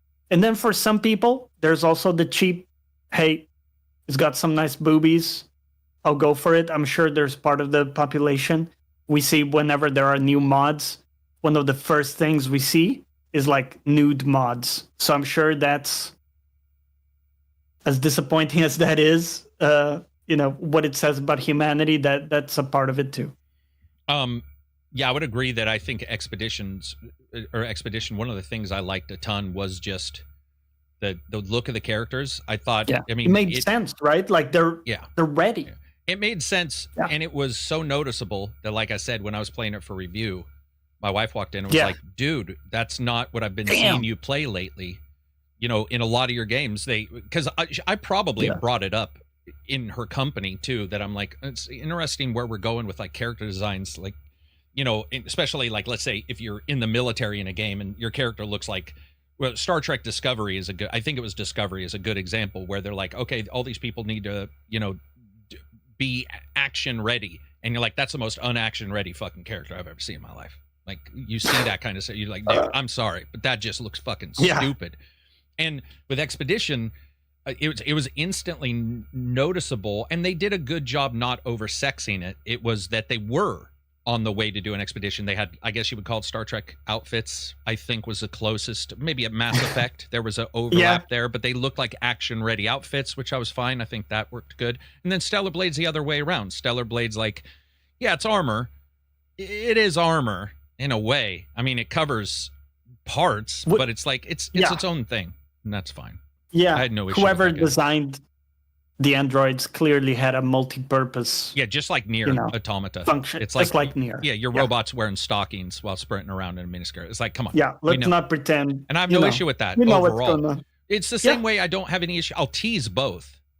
The heavy set, character that doesn't look ready, that looks like half of the people I know, that you're like, okay, but they're not supposed to be in the military doing these things. It's like representation of that is a little different. Yeah. But I would say that I don't really, I mean, I can't see a reason why something like Stellar Blade didn't go with what they did. I know there were some issues, I think, because he based that, people didn't know he based on his girlfriend? She was a model or something for Stellar Blade. Something like that popped up, because I remember people were bitching about the way she looked. But I think she's a fairly attractive character, but also the actual design and the way she fights, same with Nier, backs that up. Backs that design up. Yeah. Nier in particular, I think, is even better, where I was like, dude, you did a great job. I would say some Bayonettas are also in this. Bayonetta can get a little too far, and you're like, all right. A little too far. But all generally good games. I'm glad Stellar Blade's doing so well. Don't think I'll replay it, though. I mean, I'll probably replay it. We'll just have to see. What else do we got? I think that's about it. Any science stuff? Anything cool? Not this week. I haven't really gotten into any rabbit holes this week. What about you? Anything you've been watching? I binged the shit out of. So I was editing alters, and that was a hard edit, man, dude. Yeah. Speaking of efficiencies, I had so many crashes, and so it was ridiculous. Oof. Like, it was the longest edit I've had it in a long time. And crashes in your software, like in your editing? Everything. Files disappearing, like, it was just it's long drawn out tale, but it was a disaster. So I had to watch some. So I put Cool Worlds on, the scientist. Yeah.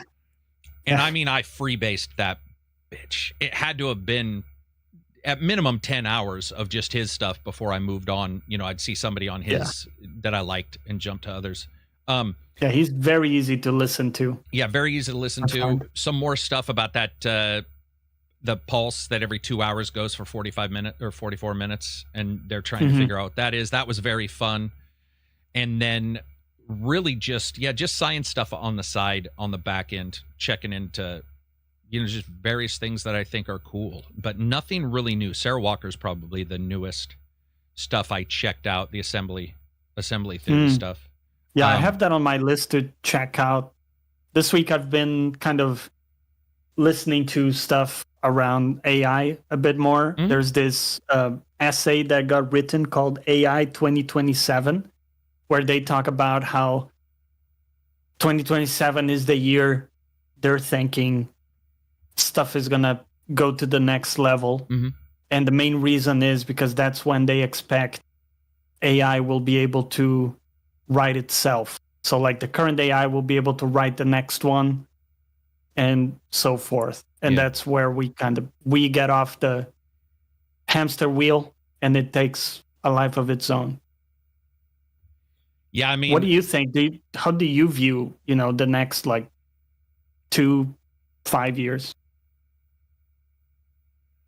I think AGI has, so the current transformer model stuff definitely has limitations that I don't know how we'll get by, and I don't know if that's the future, especially if you start looking right now. There's a bunch of papers that are out about the different other models and other styles. Transformers the greatest at faking humans in chat, but that's way different than truly reasoning models, which GPT likes to sell you.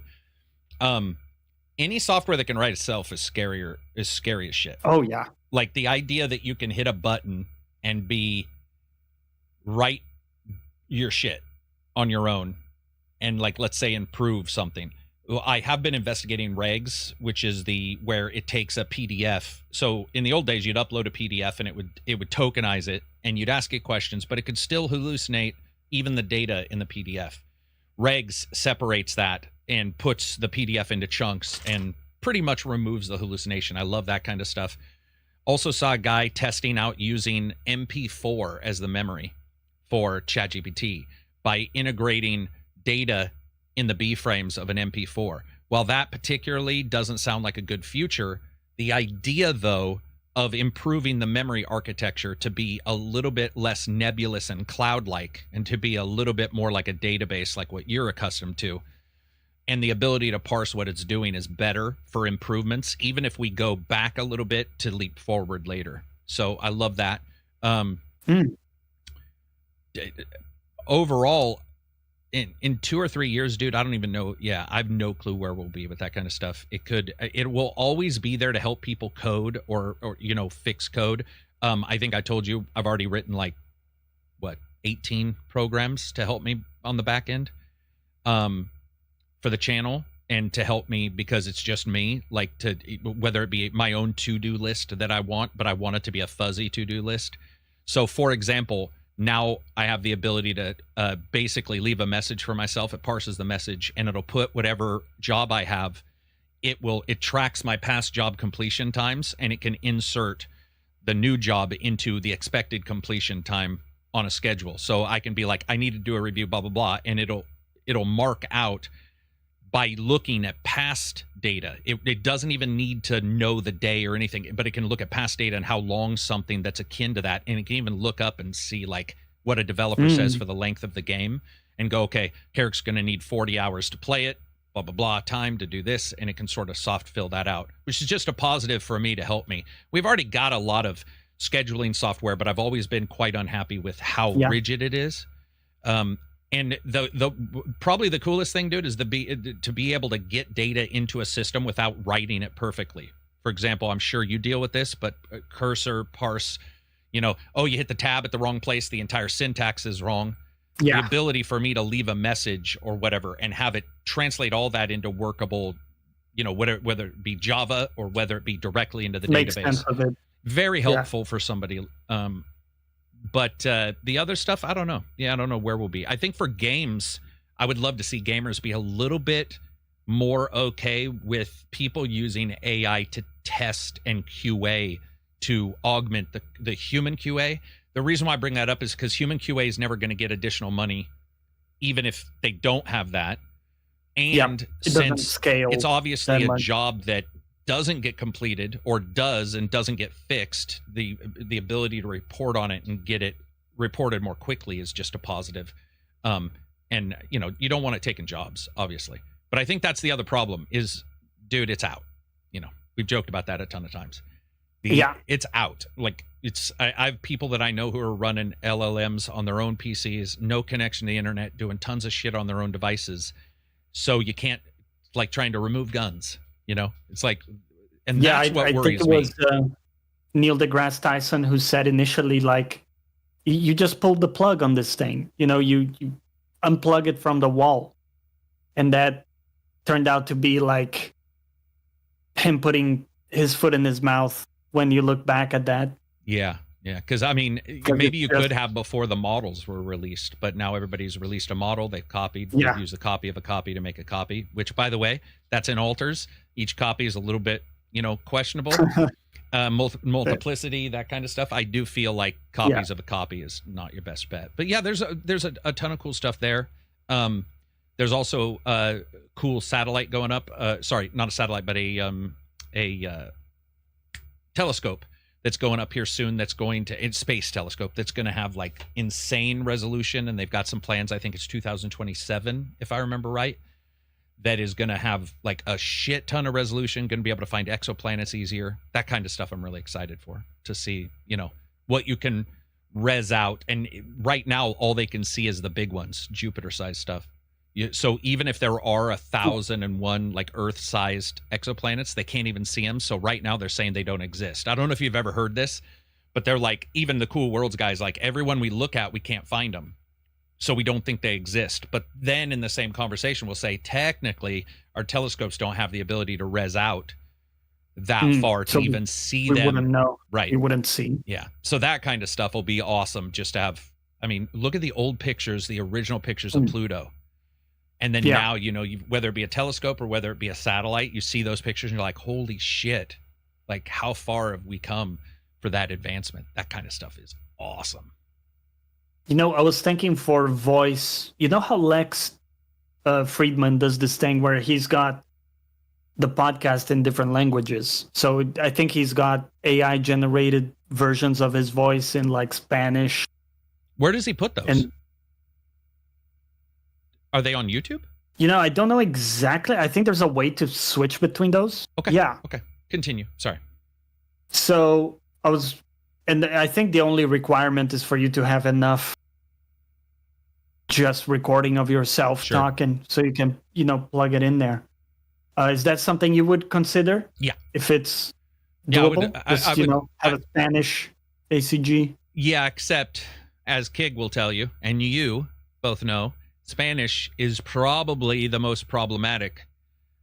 It's difficult. It's difficult. And German is the other one. I remember Reg was like, dude, you had to have hit auto-translate on accident on YouTube when you uploaded the subtitles. And I was like, oh, yeah, it does them automatically. What's the problem? Then I went and looked, and he's like, dude, this says this. Like, it legitimately just, there is no sense, there's no ability for a German person to parse what you uploaded. So I would love that improvement. I don't think it'll magically see changes to like viewership or anything. But if somebody, we do have people in other nations who listen, and we'll get an email where they're like, oh, hey, yeah, you guys talk fast, so it's hard to sort of track you, but I love the channel. And I'm like, oh, well, maybe it might be a little bit cooler if somebody had that ability to understand us. But it's hard to know. Yeah. Hard to know if they would. What else do we got? Anything cool? Any books, any records, any music? I've been listening to the Star Wars Episode 3 audiobook. Okay. So it's from, I think it's kind of expanded or like flourished. It's got some additions and stuff to the like original movie and stuff. But it's basically Episode 3. Damn. And it's one of the most popular Star Wars audiobooks. Apparently, dude, I'll check that out. Recommended. Yeah, I've been enjoying it, and it's just frustrating to me, the whole thing with Anakin, where he starts to like get, he becomes convinced, right, that Padme is gonna die, and then he like brings that to reality basically in such a predictable way, and you can see it happening, and you just want to shake him like, brother, listen to Obi-Wan, he's got you. Does that make I think there is something, so the descent of him works better that you see the problem that he's created. If he had no hand in his own downfall, it would be quite useless, right? As a story tactic, because you'd be like, oh, it's just the world bringing him down. But the fact that he creates, it's like a friend who tells you, I think my girlfriend's cheating on me, and he fucking does a bunch of stuff to where, I'm not saying that's an excuse for cheating, but you get where I'm going, where you drive towards the expectation, even if it's bad, which can ultimately result in something quite close to the expectation that never was existing. It's, you'll hear people say, will it into existence? Well, guess what? You can will some terrible shit into existence because you'll be flowing out energy towards those things, and little stuff you do can cause it's a self-fulfilling prophecy, right? That is a good, it's a good storytelling framework. I just think when you see it happening and you're like, at any point you could have backed out of this project. You know what I mean? You're just like doubling down at each turn. And he had a good point, don't you agree? So, the Jedi are like, we don't love because it causes attachment. I'm like, dude. Okay, fair. A lot of problems with that Jedi. The Jedi don't, and maybe you could say that's any logistically large order of any kind of people with a particular thought that can become the dogma. But how many times did Qui-Gon fuck things up because he believed or loved Anakin as a son Obi-Wan, and he didn't train Obi-Wan well. Then Obi-Wan doesn't train Anakin well, and you get this thing where everybody believes stuff, and then they're like, oh, you can't love anybody, which, by the way, talk about, your drive for having magic, space magic is awesome, but if you have an emperor who's like, I'm gonna jump on that junk, I'm just saying, like, it's really hard. It would be dude, that's a human. I know they're not human, but you get my drift. It's like this is a big you're driver. Setting yourself up for failure. Yeah, and then young people, and then he's like sent out on his own for a while, and he's having dinner with her, and some of the stuff's secret, but some of the stuff is not, and Obi-Wan keeps sending him, and it's like, dude, testing somebody is different than throwing them to the fucking wolves. Yes. Right? Like, you're throwing them to the wolves. Absolutely. You're taking a fried chicken leg and you're like, moving it in front of your dog. Yeah. Torturing him to like. And then you're mad. But it's a little bit like giving that fried chicken to a newborn baby and then being like, oh, that he doesn't know to not give that to the dog or to not. It's like that person has so much power. And let's be honest, Space Jedi. Yeah. There's some stuff you could do in the sack that's probably pretty And wicked. also, let's be honest, Natalie Portman. That's what I meant when I said Adam. I would have eaten the chicken leg. Yeah. You know what I mean? Yeah. Like, that slice of apple. It's gone. It would have. Yeah. I'm not even going to go there. I almost did. But yeah, no, I agree. I do think that games do the same thing where lately they want every bad guy to be super fucking, personable. They want you to understand why the bad guy's this. And I'm like, bitch, man, I don't need a bad guy that I understand. In fact, it's become so stupid lately that the bad guy, they're like, you need to feel for the bad guy. You need to understand why he does this or why he does that. It's like, no, I don't. People do bad shit all the time. They do heinous, unbelievable, just unacceptable stuff all the time. I want my bad guy in a video game to be so bad that he's like those movies you and I've watched where you hate the actor. Where you're like, if I saw that motherfucker out in the street, I would push him in front of a car. That's a good actor. And in games in particular, I personally believe games antagonists have dropped dramatically in the last maybe 10, 20 years. Where these antagonists show up and you're like, dude, they're not even an antagonist. They're basically like somebody who they had a dad who said bad stuff to them and it broke them. Yeah. And they decided to, and you're like, who gives a shit? There's this narrative of like both sides to a story are equally justifiable. Last of Us, where like Last of Us 2, they went out of their way to show that both sides had, their perspective, or like both sides are wrong, however you want to phrase that. Yeah. I think there's a lot of that. And at times a story works best when you do have a character you can just dislike because they're doing something ridiculous and, evil, and it doesn't make sense. And it makes even less sense because, dude, most of the time those antagonists are still taking the actions that they would take had they not been supposedly familiarized with you. So they're still killing people. They're still doing blah, blah, blah. They're still doing blah, blah, blah. And then they, like a game in particular, a lot of games, like I said, will try to go out of their way. And I'm the guy who sticks on to hate. I always have been. I'll be like, nah, I hate that fucker.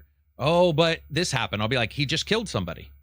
What are we talking about? Like that, he fucking murdered somebody. I don't care if he's nice to Susan. What's the old saying? If the person is nice to you but mean to the waiter, they're a bad person. That's sort of how I treat games, where I'm like, no, he killed those people. I don't care if he lets me go or let one of my friends go. It doesn't fucking matter. He's a slaughterfest waiting to happen. Like, that guy needs to die. And so the games that we get now, they definitely, and it happened with Far Cry. I've talked about this all the time, but you play Far Cry 6 and it's so divorced. It's so backward. It's like, look how charismatic I am, but I'm also this, blah, blah, blah. And you're like, first of all, you barely see him in the game, which they fail all the time at that. But second, what a disastrous misplay of that actor, right? Yeah. Like, that must be raw for him because he probably doesn't know games as much, just assuming that he's been busy. Hasn't been investigating stuff, and somebody says, hey, here's a game, and he becomes a bad guy, and everybody's like, yeah, but who are you? I mean, you're calling me on the phone occasionally to tease me, Yeah, he was not used well. They're terrible, man. They're terrible. What's the best bad guy? Like, what's an unredeemable bad guy in a video game? Or a movie? How about this? Book, movie, show, whatever. What's your favorite bad guy? Like a bad... Well, I think Far Cry... Yes, it'd be bad, man. What was the one... Troy Baker? With Vaz. Oh, Vaz, 3. 3. I like his... his character as an antagonist. Because it was like you couldn't reason with him. Yeah. And it was just, you're fucked. You're going to have to get through him.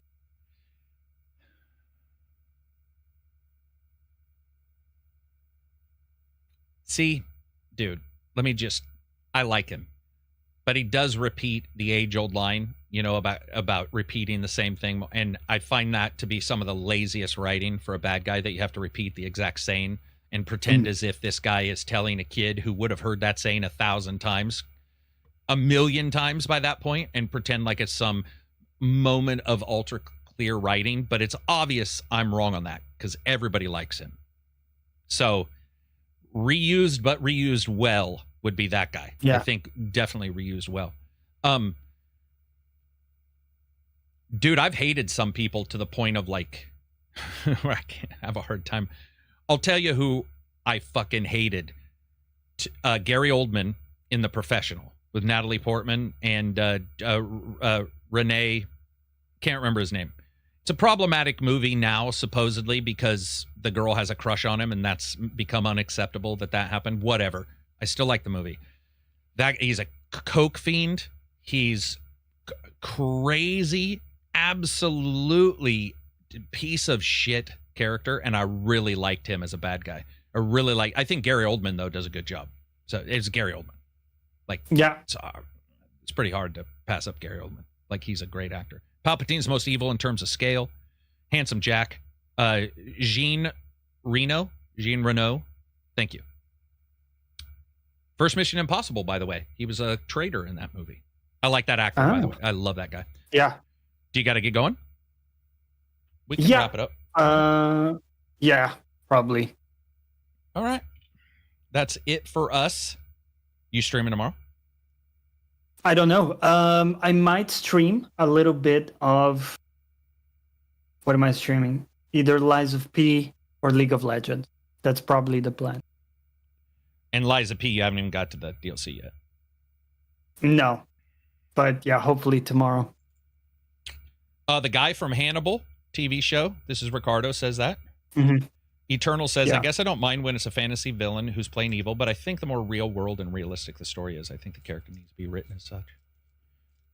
I don't know how it can be considered realistic if it's not realistic in the way... Yeah, it doesn't matter. Yeah, I get that. I understand where you're coming from. It doesn't work for me, but I think when you watch a bunch of stuff, you need surprise. That's life. You got to switch it up to doggy style occasionally. You just can't have missionary for the rest of your life. missionary. Well said. That'll be it for us. I hope all of you guys have an absolutely amazing weekend. Thanks to Johnny for always showing up. Silver for coming every other week. That's all he can handle of us. Silver's like at a level he's attained. He's sort of he's the Jedi Knight. He's one level above. We're just Padawans. You know, we're sort of just getting into it, just sort of learning. But he's the guy who he only shows up occasionally to put us back on track. You'll see us next week, and we're putting some devs together to do a podcast. I think we might have 2 or 3. Which is going to be exciting. So instead of one dev, it sounds like I'm going to get 2 or 3 from different games who are going to come on and chat with us. Thanks severely for the super chats. Colin had stated the button doesn't appear for him. That's actually on your account side. I don't know why, but people have super chatted the entire time. So it does work here. I don't know why. I appreciate you trying. But it did show up when I reloaded as another user, and it seemed to show up on mine. Did you try that, by the way? Because I saw his complaint come in. No, I did not try that, okay. but I think I've only heard that from him, so it might be a specific issue. So we could look into that. Could be like my credit card when mine got disconnected and I couldn't, all the buttons just didn't appear. Anyway, that'll be it for us. If you guys are still listening, thank you very much. At the end of this, it would absolutely help if you left a comment on the video. I cannot stress how much that would help. Or go to iTunes, Spotify, leave reviews, and tell us here in the comments, and we'll put you in the list for a game giveaway. Give us your favorite Yoda quote. Your favorite Yoda quote? Yoda's got 2. Yoda's got 2. There How about no favorites? Favorite Star Wars. Favorite Star Wars quote. How about that? That's and big. No Jar Jar Binks. If I see one Jar Jar Binks, we're done. Whatever he says, I don't even know. Misa Usa, which means nothing, I'm sure, in this show. Anyway, that's it for us. Good. I hope you guys all have an awesome week. Peace out. Take care. Also, whenever Misa pops